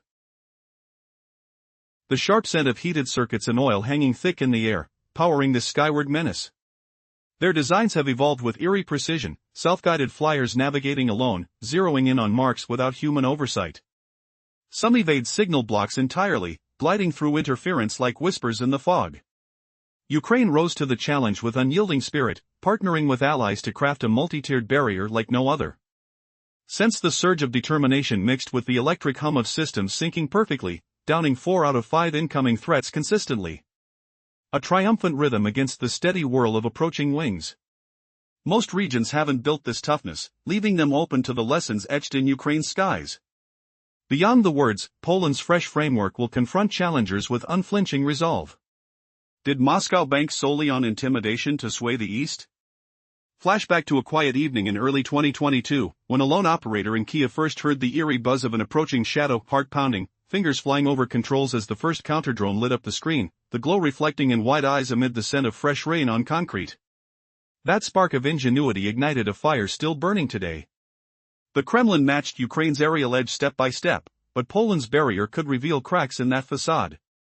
What unfolds when safeguards stir to life? Will those production halls grind to a halt, or will they birth nightmares beyond our wildest fears? Hang on tight for the coming revelation. Where bold creations collide with raw urgency in a desperate bid to claim the heavens. Imagine a shadowy chessboard where machines buzz like angry hornets, each move a desperate bid for survival. What if one side just checkmated the other with a weapon no one saw coming? In Ukraine, a fierce aerial duel rages on, drones versus drones in an endless cycle of innovation and retaliation. But hold on, Ukraine has shattered the stalemate. How? By unleashing a drone that hunts the hunters themselves. Picture elite Russian operators, hidden in the depths, suddenly exposed. The air thickens with tension as Ukraine's bold strike unfolds. Was this the turning point that leaves Russia reeling? In the heart of this drone war, Ukraine constantly evolves its tactics, only for Russia to counter just as swiftly. Each side pushes harder, determined to outsmart the other. Yet Ukraine has seized the advantage with a groundbreaking creation, a drone designed to target the very minds behind Russia's unmanned fleet. This isn't just any strike, it's already proven deadly effective against a prime objective. Ukraine tracked down Russia's notorious Rubicon unit, and the aftermath was a game-changer. Feel the chill of the wind whipping through shattered ruins, the distant hum of engines fading into silence. Why does Rubicon strike such fear? Because this elite force, born in August 2024, masters the drone warfare Ukraine once dominated. Dubbed the Center for Advanced Unmanned Technologies, Rubicon became Russia's sharp reply, turning the tide with ruthless precision. As we dive deeper, recall how Rubicon's shadow loomed large. Even Forbes highlighted its rise on September 3. Journalist David Kirichenko called it one of Russia's top frontline assets. It expands kill zones, turning Ukraine's advances into nightmares. Logistics grind to a halt, supply lines severed by invisible threats. The acrid scent of smoke lingers after strikes on trucks and transports. Rubicon mirrors Ukraine's old strategies, but amplified. Operators lurked safely behind lines, untouchable, or so they thought. Kirichenko notes Rubicon's role in Ukraine's vehicle shortages. Destruction on runs leaves echoes of roaring flames and crunching metal. Maria Belinska, head of Ukraine's Victory drone project, warned on Telegram, from hundreds, it swells to thousands by autumn, 5,000 to 6,000 specialists in sync teams. Now, in this season, thousands operate from concealed spots inside Ukraine. Radio Free Europe Radio Liberty echoes the dread Rubicon's secrecy matches its methodical power. One early mission? Bolstering Kursk after Ukraine's August push into the region. Building on Rubicon's relentless growth, experts agree, it's a technological powerhouse. Putin funnels resources to scale it massively, making it a thorn Ukraine can't ignore. Its kill zones cripple defenses, stalling assaults and counters. Destroying first-person view or FPV drones?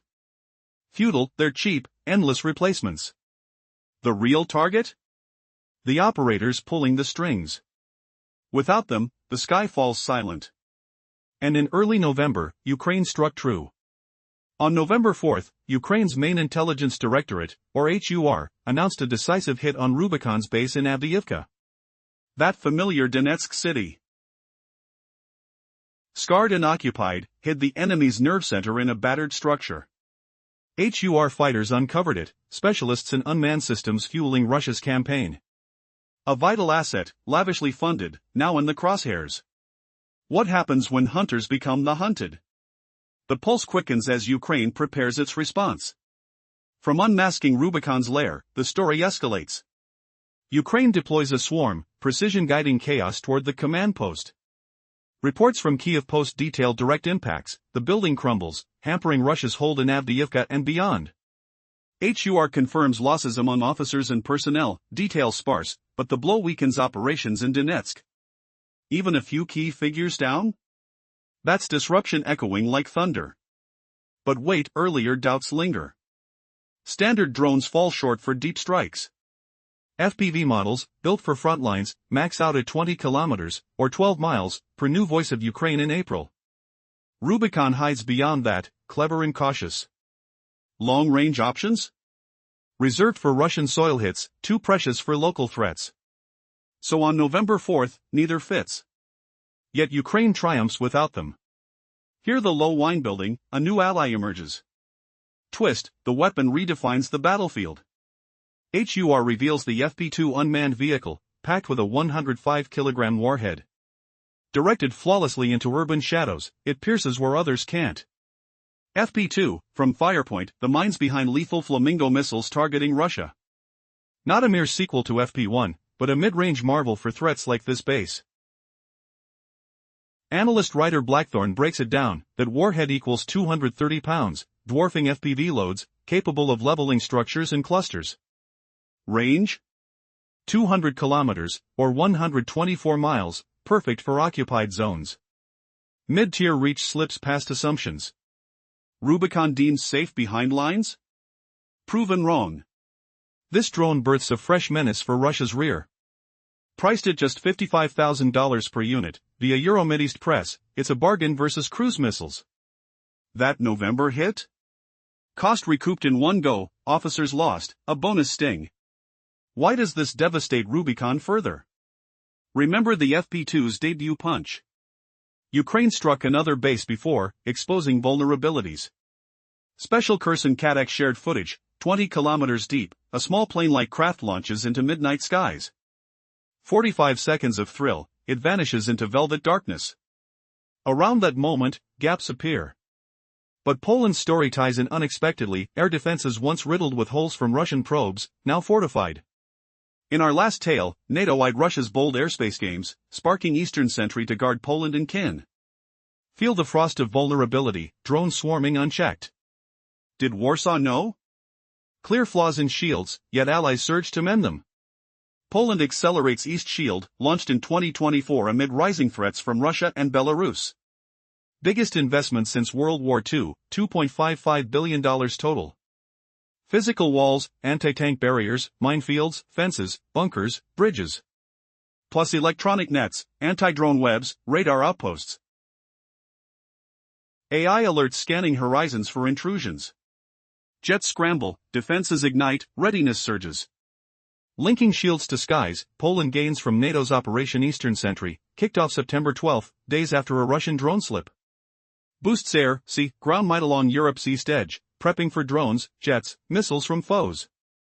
Allies commit, Denmark's 2 F-16s and anti-sub frigate. France's Rafale jets.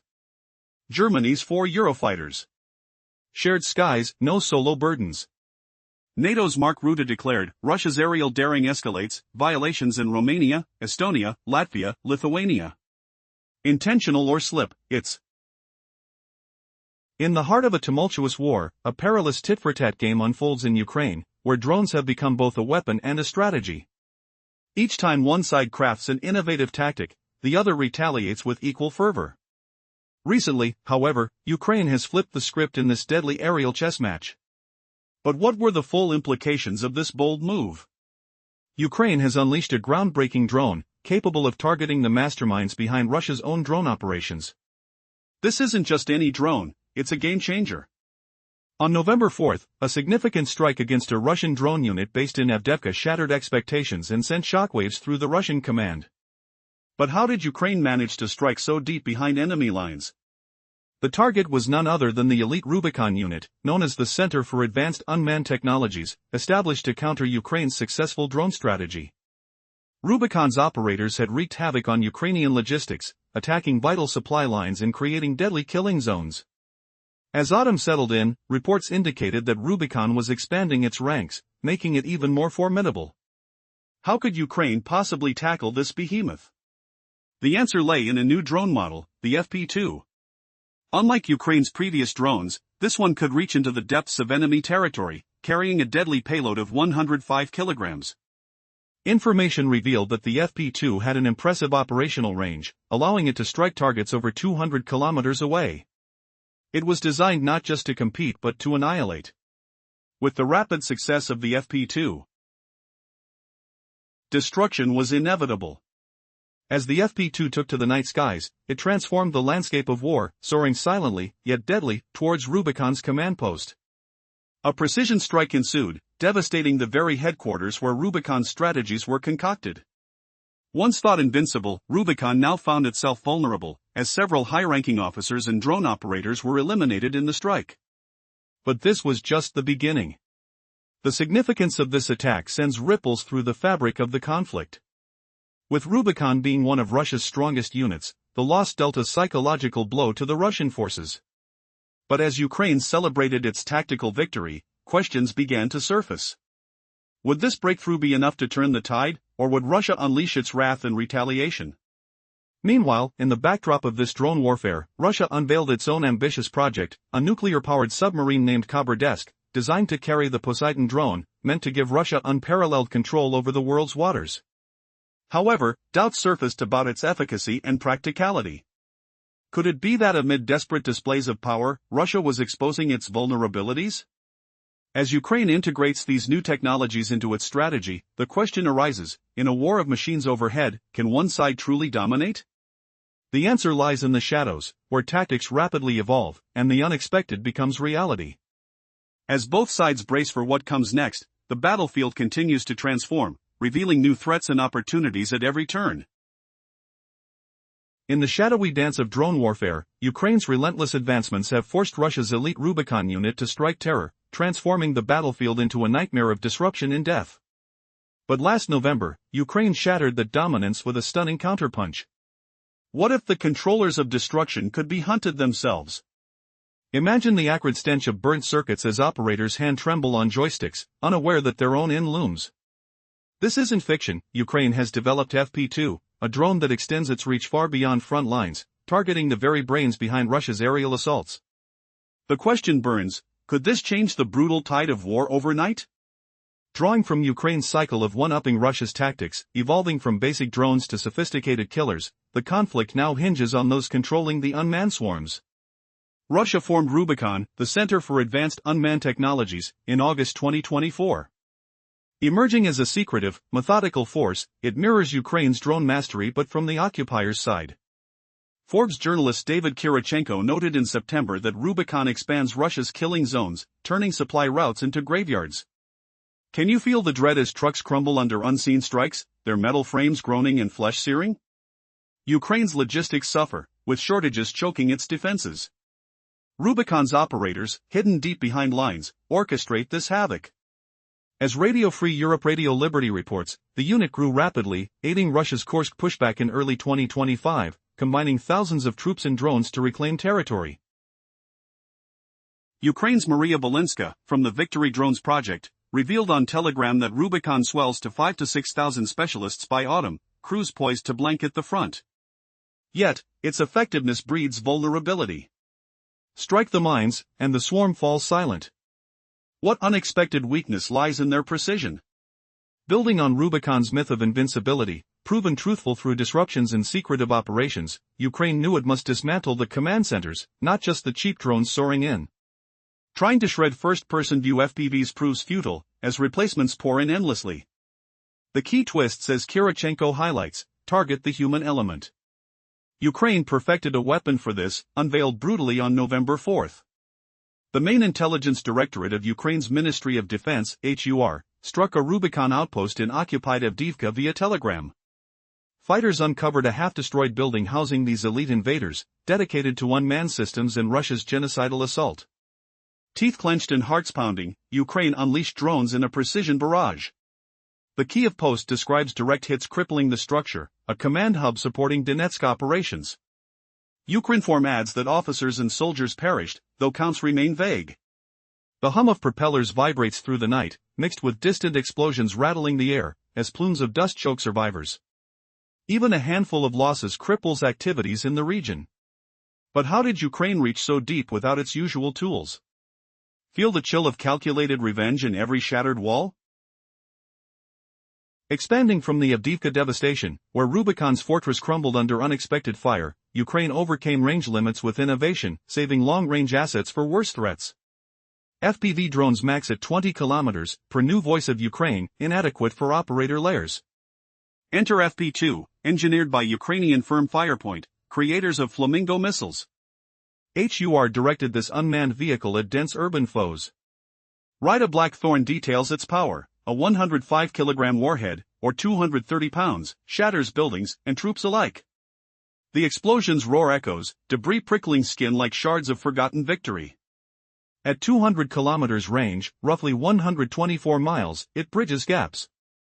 Cheap at $55,000 each, as Euro Middle East press states, it promises massive returns per strike. Just one hit repays costs, with officer kills the bonus. Can you grasp the humiliation as Russia watches its ace unit stumble, unanswered? This mid-range terror eradicates safe rear illusions, rewriting dominance.